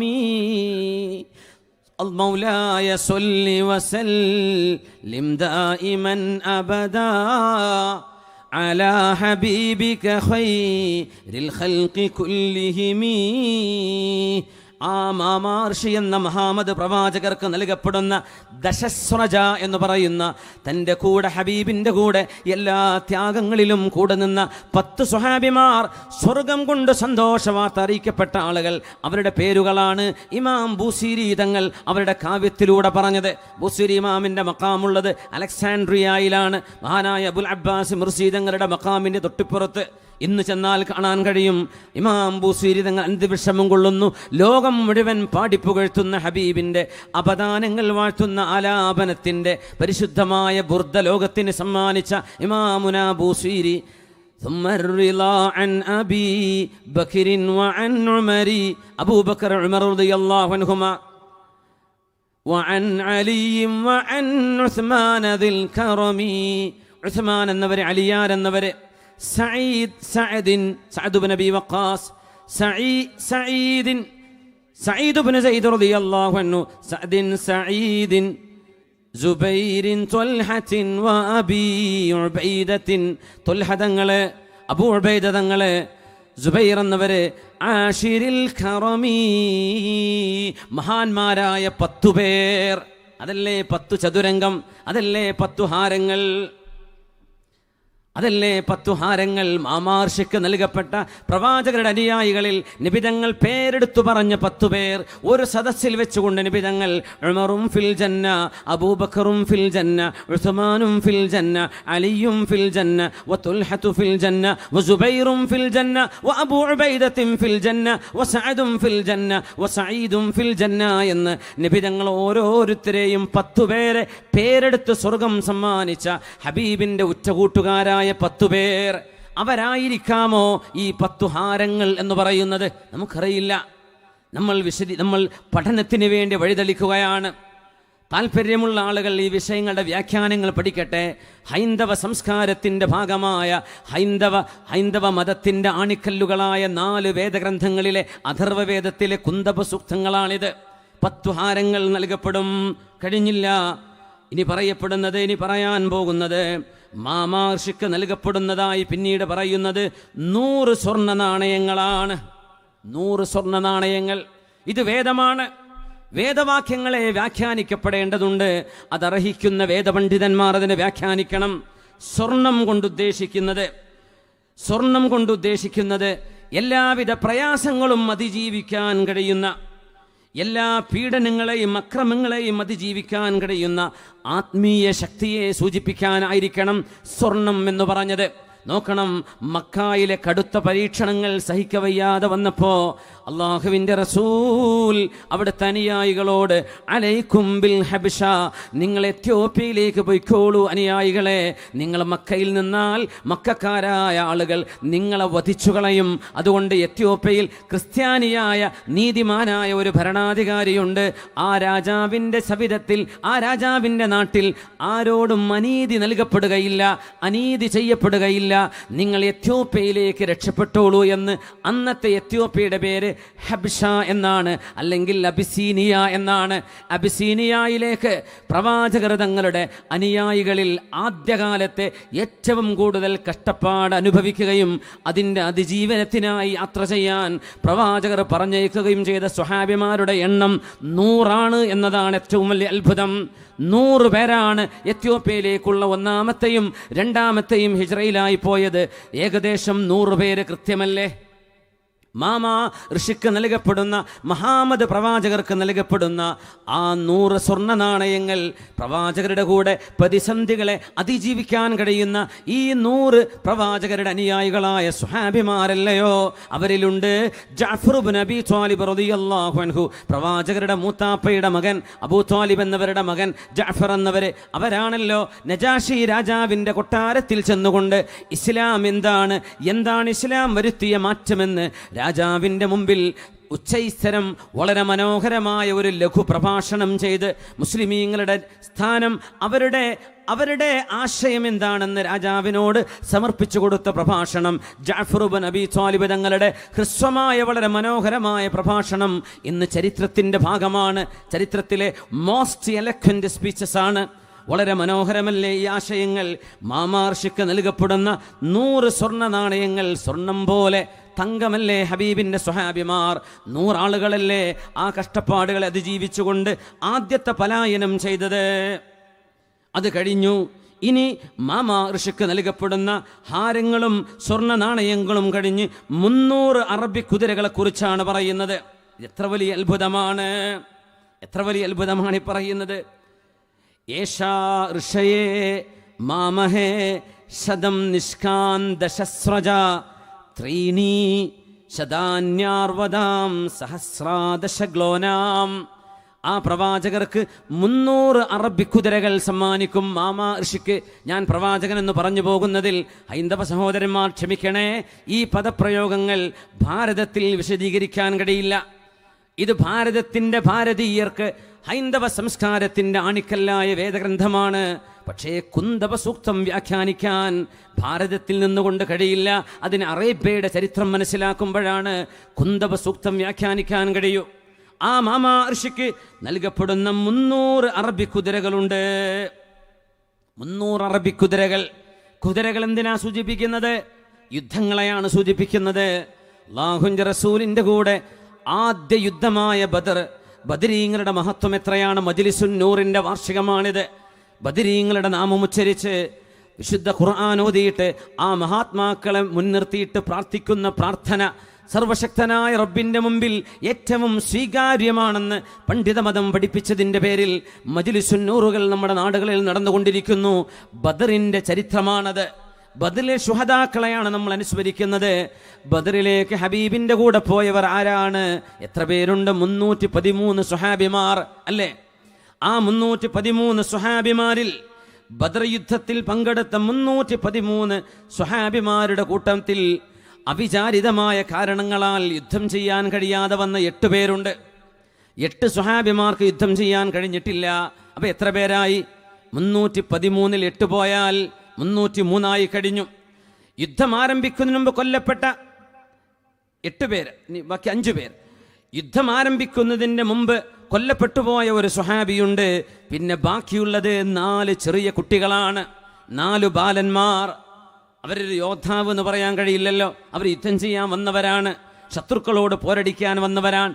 ആ 4 ബാലന്മാരും യുദ്ധം നടക്കും മുമ്പ് മരിച്ച സ്വഹാബിയും യുദ്ധത്തിൽ യുദ്ധം ചെയ്യാൻ കഴിയാതെ പോയ 8 സ്വഹാബിമാരെയും മാറ്റി നിർത്തിയാൽ 313 300 മനസ്സിലാക്കാൻ കഴിയും. ഇതെത്ര വലിയ അത്ഭുതമാണ്. അറബി കുതിരകൾ പ്രവാചകന് നൽകപ്പെടുമെന്ന് പറഞ്ഞത് യുദ്ധം ചെയ്യാൻ കഴിയുന്ന 300 പേർ. അസ്ഹാബുൽ ബദരീങ്ങളിൽ പ്രമാണിമാരായ പ്രഗത്ഭരായ 300 ഹബീബിൻ്റെ സ്വഹാബാക്കളെയല്ലയോ? ആവാമല്ലോ ഈ പരാമർശം എന്ന് ചിന്തിച്ചു പോവുകയാണ്. അവകാശവാദമല്ലേ? ഞാൻ ഒരിക്കലൂടെ പറയുന്നു, ആരും വേദനിച്ചു പോകരുത്. ഒരു ഹൈന്ദവ സഹോദരനും ഞങ്ങളുടെ മതങ്ങളെ ദുർവ്യാഖ്യാനം ചെയ്യുകയാണെന്ന് പറഞ്ഞു പോവല്ലേ. പഠിക്കാനുള്ള വാതിലുകൾ തുറന്നിടുകയാണ്, ഒരാശയം കൈമാറുക മാത്രമാണ്. ഇതെല്ലാം മരുഭൂമിയിലെ അന്ത്യപ്രവാചകരായി വന്ന പ്രവാചകർ മുഹമ്മദ് മുസ്തഫ തങ്ങളുടെ ജീവിതവുമായി ബന്ധപ്പെട്ട് കിടക്കുന്നു. 300 അറബി കുതിരകളെ സംബന്ധിച്ച് ഖുർആൻ പറഞ്ഞു യുദ്ധം ചെയ്യുന്ന കുതിരകളെ കുറിച്ച്. സൂറത്തുൽ ആദിയാത്ത്, ബിസ്മില്ലാഹിർ റഹ്മാനിർ റഹീം. വൽ ആദിയാതി ളബ്ഹാ ഫൽമൂരിയാതി ഖദ്ഹാ فالمغيرات صبحا فأثرن به نقعا فوسطن به جمعا. എന്താണ് പറയുന്നത്? വൽ ആദിയാതി ളബ്ഹാ, കിതച്ചുകൊണ്ട് ഓടുന്ന കുതിരകളെ തന്നെയാണ് സത്യം. വൽ ആദിയാതി ളബ്ഹാ ഫൽമൂരിയാതി ഖദ്ഹാ,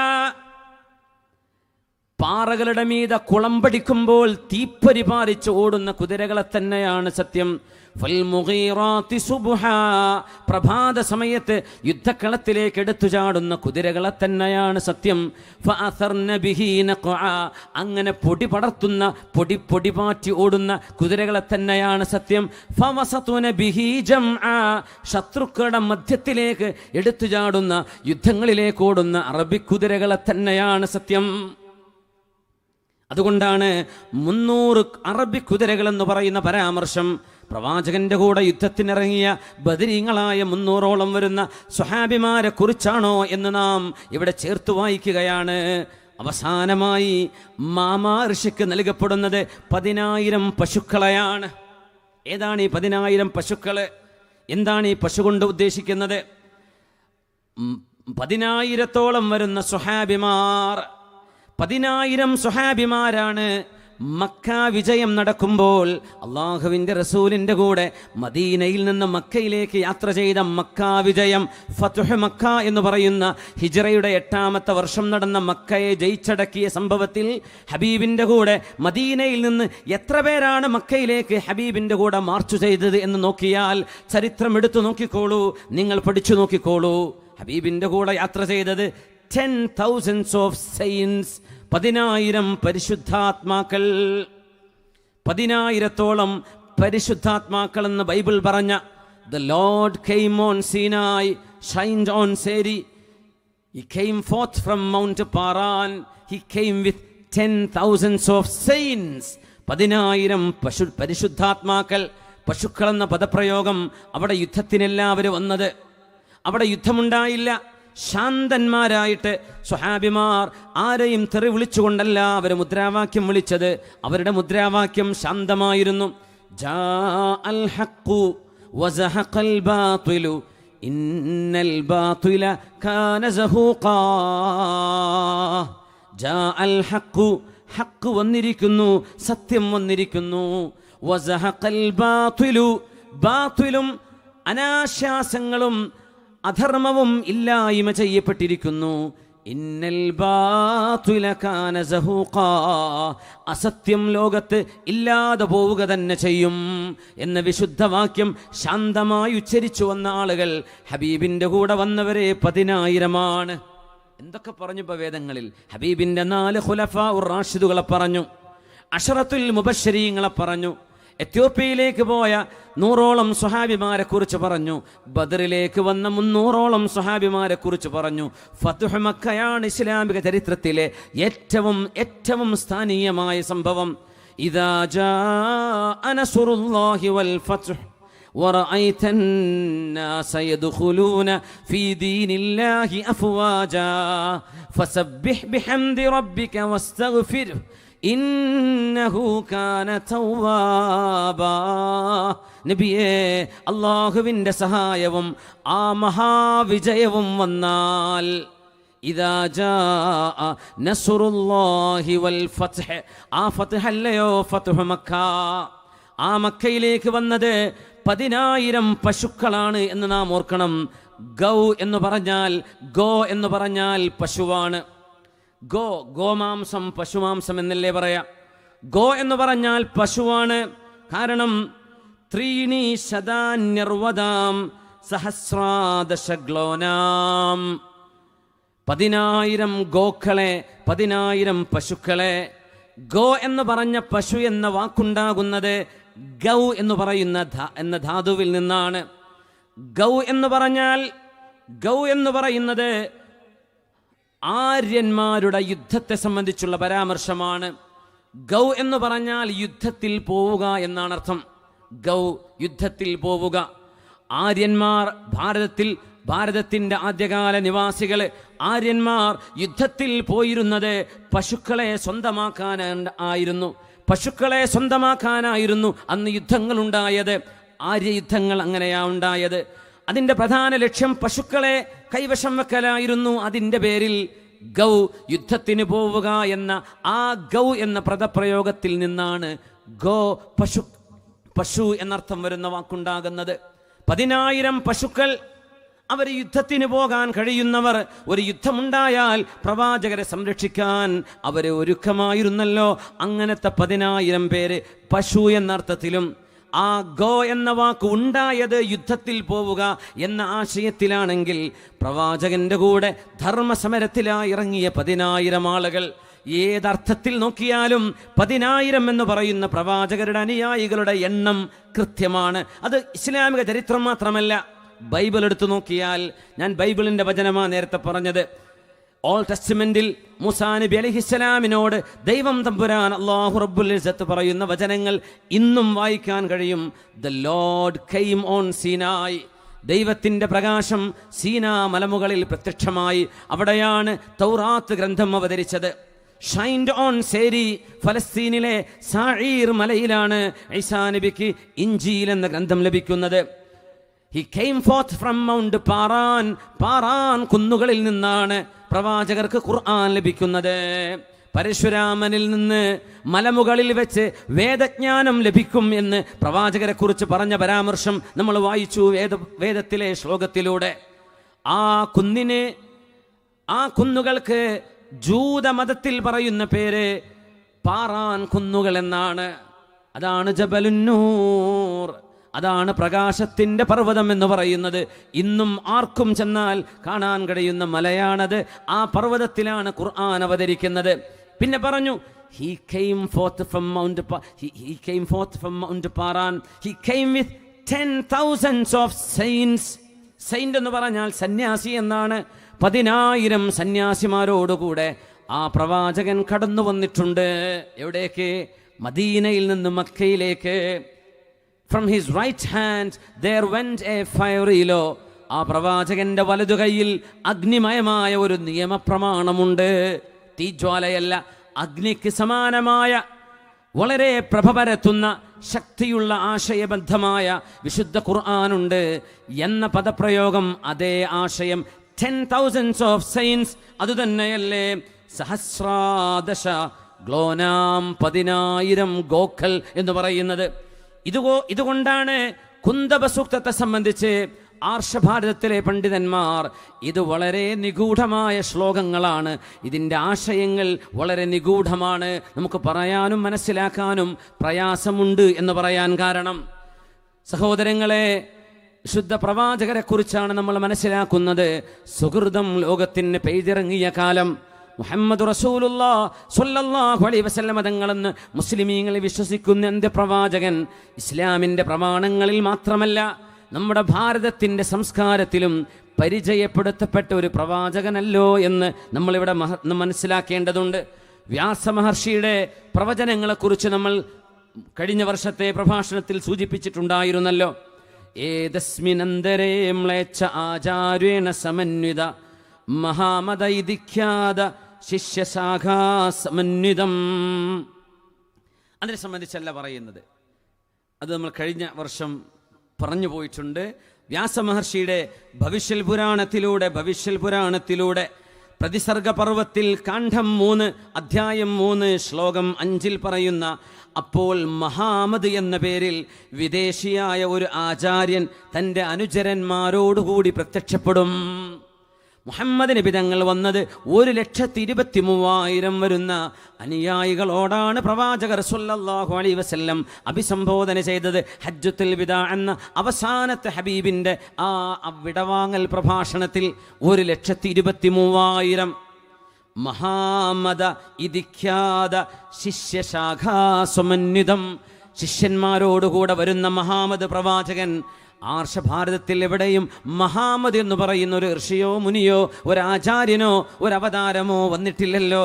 പിന്നെ ആരാണ് മഹാമദ്?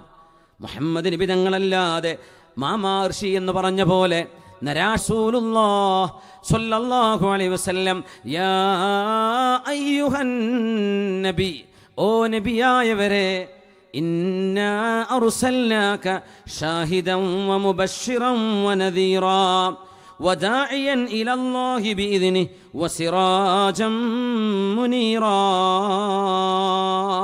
മഹാനായ മുഹമ്മദ് എന്ന് പറയുന്ന മഹാചാര്യനെ ബന്ധപ്പെടുത്തിയാണ് പരാശ്രയ മഹർഷിയുടെ പുത്രൻ വ്യാസമഹർഷി സൂചിപ്പിക്കുന്നത്. നൃപാശ്ചേവ മഹാദേവ മരുസ്ഥല നിവാസിനം ഗംഗാജലൈശ്ച സസ്നാപ്യം പഞ്ചഗവ്യ സമന്വിതൈ ചന്ദനാദിഭിരഭർ ചതുഷ്ടവമനസാഹരം ഭോജരാജ ഉവാച നമസ്തേ ഗിരിജാനാഥ മരുസ്ഥല നിവാസിനെ.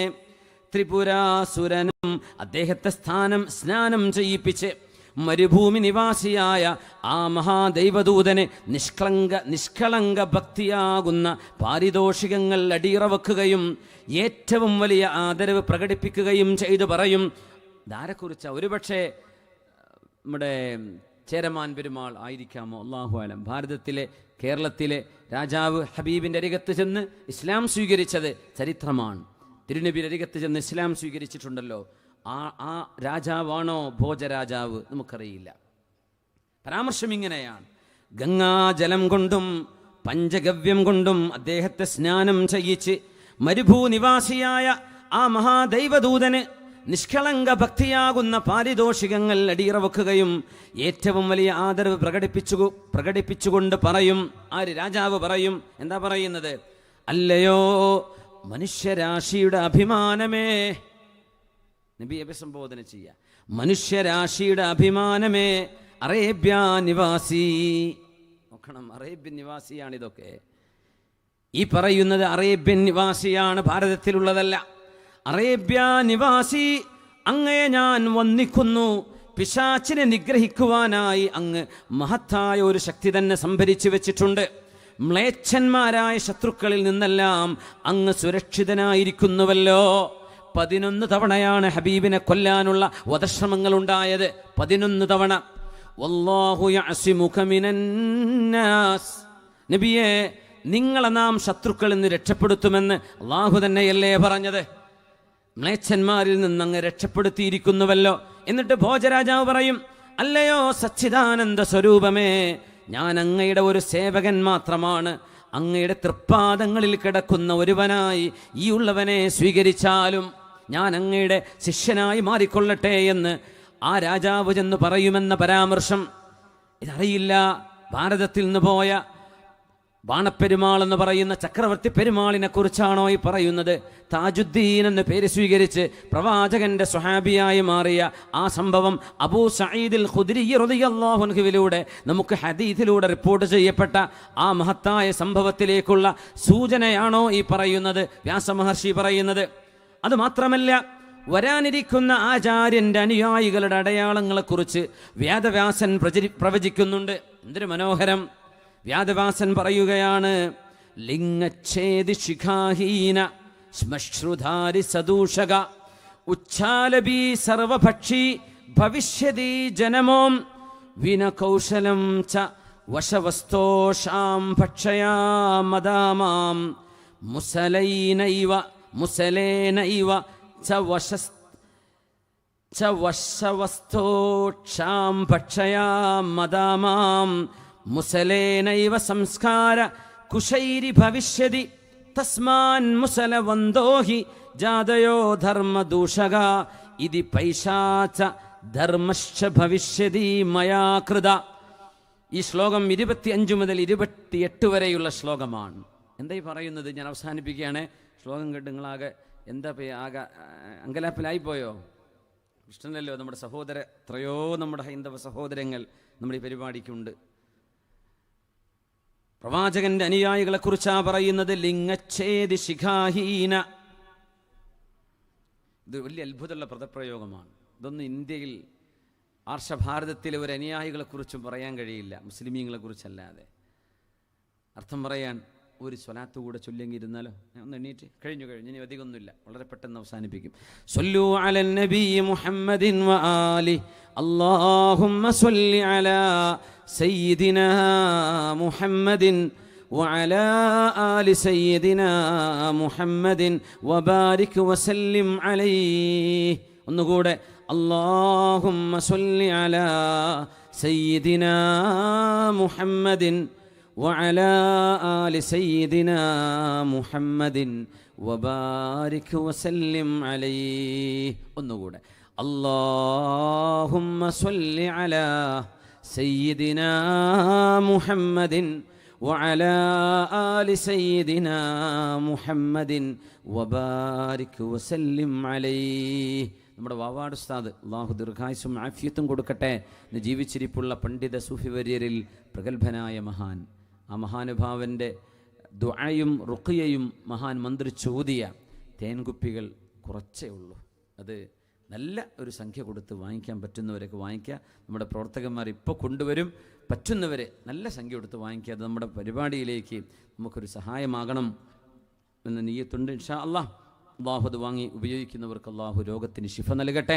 ഉദ്ദേശങ്ങൾ അള്ളാഹു സഫലമാക്കി കൊടുക്കട്ടെ. അള്ളാഹു നമ്മുടെ ദുആഇന് ഉത്തരം നൽകട്ടെ. സഹോദരിമാരൊക്കെ വല്ല സ്വർണ്ണോ തരി എന്തെങ്കിലും കൊടുത്തോ? കിട്ടിയോ? ഫസലോ വല്ലതും ഉണ്ടോ? ഒന്നും വന്നിട്ടില്ല. പിശുക്കന്മാരാണോ? ഇൻഷാ അല്ലാഹ്. സഹോദരിമാരെ, അള്ളാഹുവിൻ്റെ ദീനിന് വേണ്ടിയാണ്, അള്ളാഹുക്ക് വേണ്ടിയാണ്. എന്തെങ്കിലും നിങ്ങളെ കൊണ്ട് കഴിയുന്നത് കൊടുക്കും. അള്ളാഹു താല സഹായിക്കട്ടെ, അള്ളാഹു കബൂലാക്കട്ടെ. അതൊരു തൗഫീഖാണ്. വേദവ്യാസൻ വരാൻ പോകുന്ന അന്ത്യദൂതൻ്റെ, ആ വരാനിരിക്കുന്ന ആചാര്യൻ്റെ അനുയായികളെക്കുറിച്ച് പറയാണ്. ലിംഗച്ഛേദി ശിഖാഹീന ശ്മശ്രുധാരി സദൂഷക. ആ വരുന്ന പ്രവാചകൻ്റെ അനുയായികൾ, പ്രവാചകൻ എന്നല്ല, ആചാര്യൻ്റെ അനുയായികൾ ചേലാകർമ്മം ചെയ്യുന്നവരാണ്. മുസ്ലിമീങ്ങൾക്കത് നിർബന്ധമാണ് അല്ലേ? ചേലാകർമ്മം ചെയ്യുന്നവർ, അതാണ് ലിംഗച്ഛേദി ശിഖാഹീന ശ്മശ്രുധാരി സദൂഷക. എത്ര വലിയ അത്ഭുതമാണ്! ആ വരാൻ പോകുന്ന ആചാര്യൻ്റെ അനുയായികൾ ചേലാകർമ്മം ചെയ്യും. ശിഖാഹീന, അവർ മുടി കുടുമ വെക്കുന്നവരല്ല. മുടി കുടുമ വെക്കുന്ന പരിപാടി മുസ്ലിമീങ്ങൾ ചെയ്യുകയില്ലല്ലോ. അവർ താടി വളർത്തും. ശ്മശ്രുധാരി, താടി വളർത്തും. സദൂഷക, അവർ വിപ്ലവകാരികളും ജനങ്ങളോട് അത്യുച്ചത്തിൽ പ്രാർത്ഥിക്കുവാൻ ഉദ്ഘോഷിക്കുന്നവരുമായിരിക്കും. ഉച്ചാലബി സർവഭക്ഷി ഭവിഷ്യതി ജനമോം. മനുഷ്യരോട് പ്രാർത്ഥനാ സമയം ഉച്ചത്തിൽ വിളിച്ചു പറയുന്നവരെ. എന്താണ് പറയണത്? 5 നേരത്തെ വാങ്കിനെ കുറിച്ച്. നമ്മൾ ചണ്ട കൊട്ടല്ലല്ലോ, ശംഖ് വിളിക്കല്ലല്ലോ, ആരാധനയ്ക്ക് വേണ്ടി വിളിച്ചു പറയുന്നവരായിരിക്കും അവരെ. അതുകൊണ്ടാണ് വാങ്കിൻ്റെ വിളിയാളം നമ്മുടെ മുനാരങ്ങളിലൂടെ ഉയരുന്നത്. അതൊക്കെ അള്ളാഹുവിൻ്റെ തീരുമാനങ്ങളാണ്. അതൊരു സംസ്കാരമായി വെറുതെ ഉണ്ടായി വന്നതല്ല. ലോകത്തിൻ്റെ സൃഷ്ടാവ് മനുഷ്യരുടെ സംസ്കാരത്തിൻ്റെ ഭാഗമായി ആദ്യമേ നിശ്ചയിച്ച ആചാരങ്ങൾ മനുഷ്യ മനസ്സുകളിലൂടെ, സദ്വൃദ്ധരായ ആളുകളിലൂടെ തലമുറകളിലേക്ക് കൈമാറുന്ന വളരെ മനോഹരമായ സനാതന മൂല്യങ്ങളല്ലയോ? സുഹൃതം വർഷിക്കുകയായിരുന്നു പ്രവാചകർ സല്ലല്ലാഹു അലൈഹി വസല്ലം. ഉച്ചാലബി സർവഭക്ഷി ഭവിഷ്യതി ജനമോം. ഇത് മറ്റൊരത്ഭുതം. അവര് പന്നിയൊഴിച്ച് മറ്റു മിക്ക മൃഗങ്ങളെയും ഭക്ഷിക്കുന്നവരായിരിക്കും. അവർ മാംസബുക്കുകളാണ്. മാംസം തിന്നും. ഏതാനും ചില ജീവികളൊഴികെ അതിൽ പന്നിയുണ്ട്. പന്നി അവർ തിന്നില്ല. പന്നി മാംസം നമുക്ക് ഹറാമാണ്. ലഹ്മുൽ ഖിൻസീർ, വിശുദ്ധ ഖുർആൻ തന്നെ പറഞ്ഞില്ലേ. അവർ പന്നി തിന്നുന്നവരല്ല. അത് കഴിച്ച് 1-2 കാര്യങ്ങൾ കൂടെ കഴിഞ്ഞാൽ അവര് മാംസാഹാരം ഉപയോഗിക്കുന്നവരാണ് എന്ന് തന്നെ പറയുന്നു. ശുദ്ധി ചെയ്യുവാൻ ദർഭ ഉപയോഗിക്കുന്നതിന് പകരം അവർ സമരം ചെയ്ത് പരിശുദ്ധരാകുന്നവരാണ്. അള്ളാഹുവിന് വേണ്ടി ധർമ്മസമരത്തിൽ ഇറങ്ങുന്നവരാണ്. അധർമ്മത്തെ ഇല്ലായ്മ ചെയ്ത് ധർമ്മം നിലനിർത്താൻ അവർ അധ്വാനിക്കുന്നവരാണ്. കഴിഞ്ഞില്ല, മതത്തെ മലിനപ്പെടുത്തുന്നവരുമായി യുദ്ധം ചെയ്യുന്നതാകയാൽ മുസലേന ഇവർ എന്ന പേരിൽ അവർ അറിയപ്പെടും. അധർമ്മത്തിനെതിരെ നിൽക്കുന്നവരായതിൻ്റെ പേരിൽ ആ ആചാര്യൻ്റെ അനുയായികളുടെ പേര് മുസലേനൈവർ. മുസലേനൈവ ച വശവസ്തോഷാം ഭക്ഷയാ മദാമാം.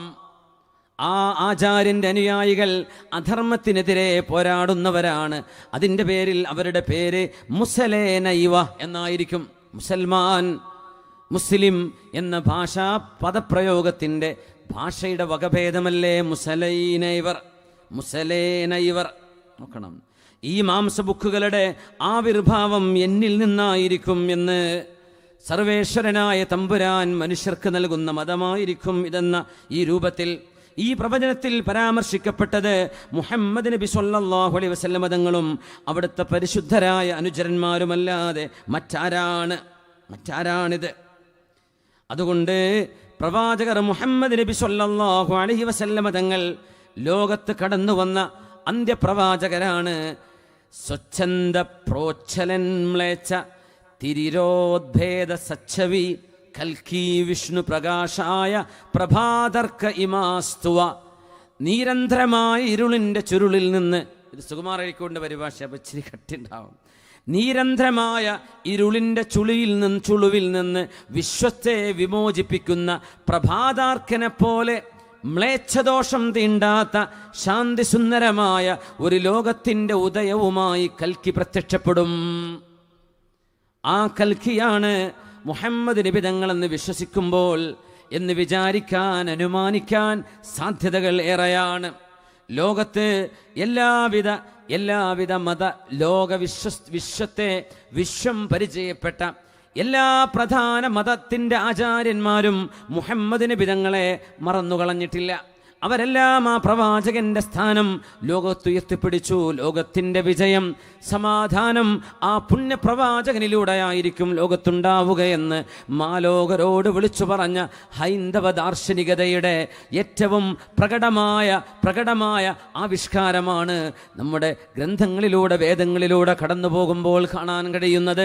സർവശക്തനായ അല്ലാഹു റബ്ബുൽ ഇസ്സത്തിനോട്, സർവേശ്വരനോട്, ലോകത്തിൻ്റെ രക്ഷിതാവിനോട്, നമ്മെ പടച്ചവനോട്, ആ മാമർഷിക്ക് വിദ്യ നൽകിയ, ഇഖ്റഇന്റെ ശബ്ദം മുഴങ്ങാൻ കാരണമായ അല്ലാഹു റബ്ബുൽ ഇസ്സത്തിന്റെ അനന്തമായ ജ്ഞാനത്തിൽ നിന്ന് ജ്ഞാനം പഠിപ്പിക്കാൻ വന്ന ലോകത്തിന്റെ സമാധാനത്തിന്റെ ഗുരു, അയ്യുഹന്നാസ് അഫ്ശുസ്സലാം, സമാധാനം പ്രചരിപ്പിക്കണേ എന്ന് ലോകത്തിന് പറയാൻ വന്ന ആ അന്ത്യപ്രവാചകനിലേക്ക് നമുക്ക് മടങ്ങാം. ആ പ്രവാചകന്റെ ജീവിതം ഒന്ന് പഠിച്ചു നോക്കാം.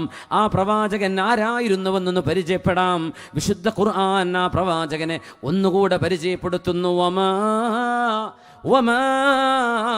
അർസൽനാക ഇല്ലാ റഹ്മതൻ ലിൽ ആലമീൻ.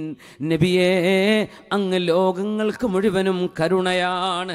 ലോകത്തിന് മാത്രമല്ല, ലോകങ്ങൾക്ക് കരുണയാണ് നബിയെ. ആ കാരുണ്യം അനുഭവിക്കാൻ അല്ലാഹു സർവ്വ മനുഷ്യർക്കും അനുഗ്രഹം നൽകട്ടെ. അല്ലാഹു ആ പ്രവാചകൻ ഇഷ്ടപ്പെട്ട നല്ല അനുയായികളിൽ അല്ലാഹു നമ്മെ പെടുത്തി തരട്ടെ.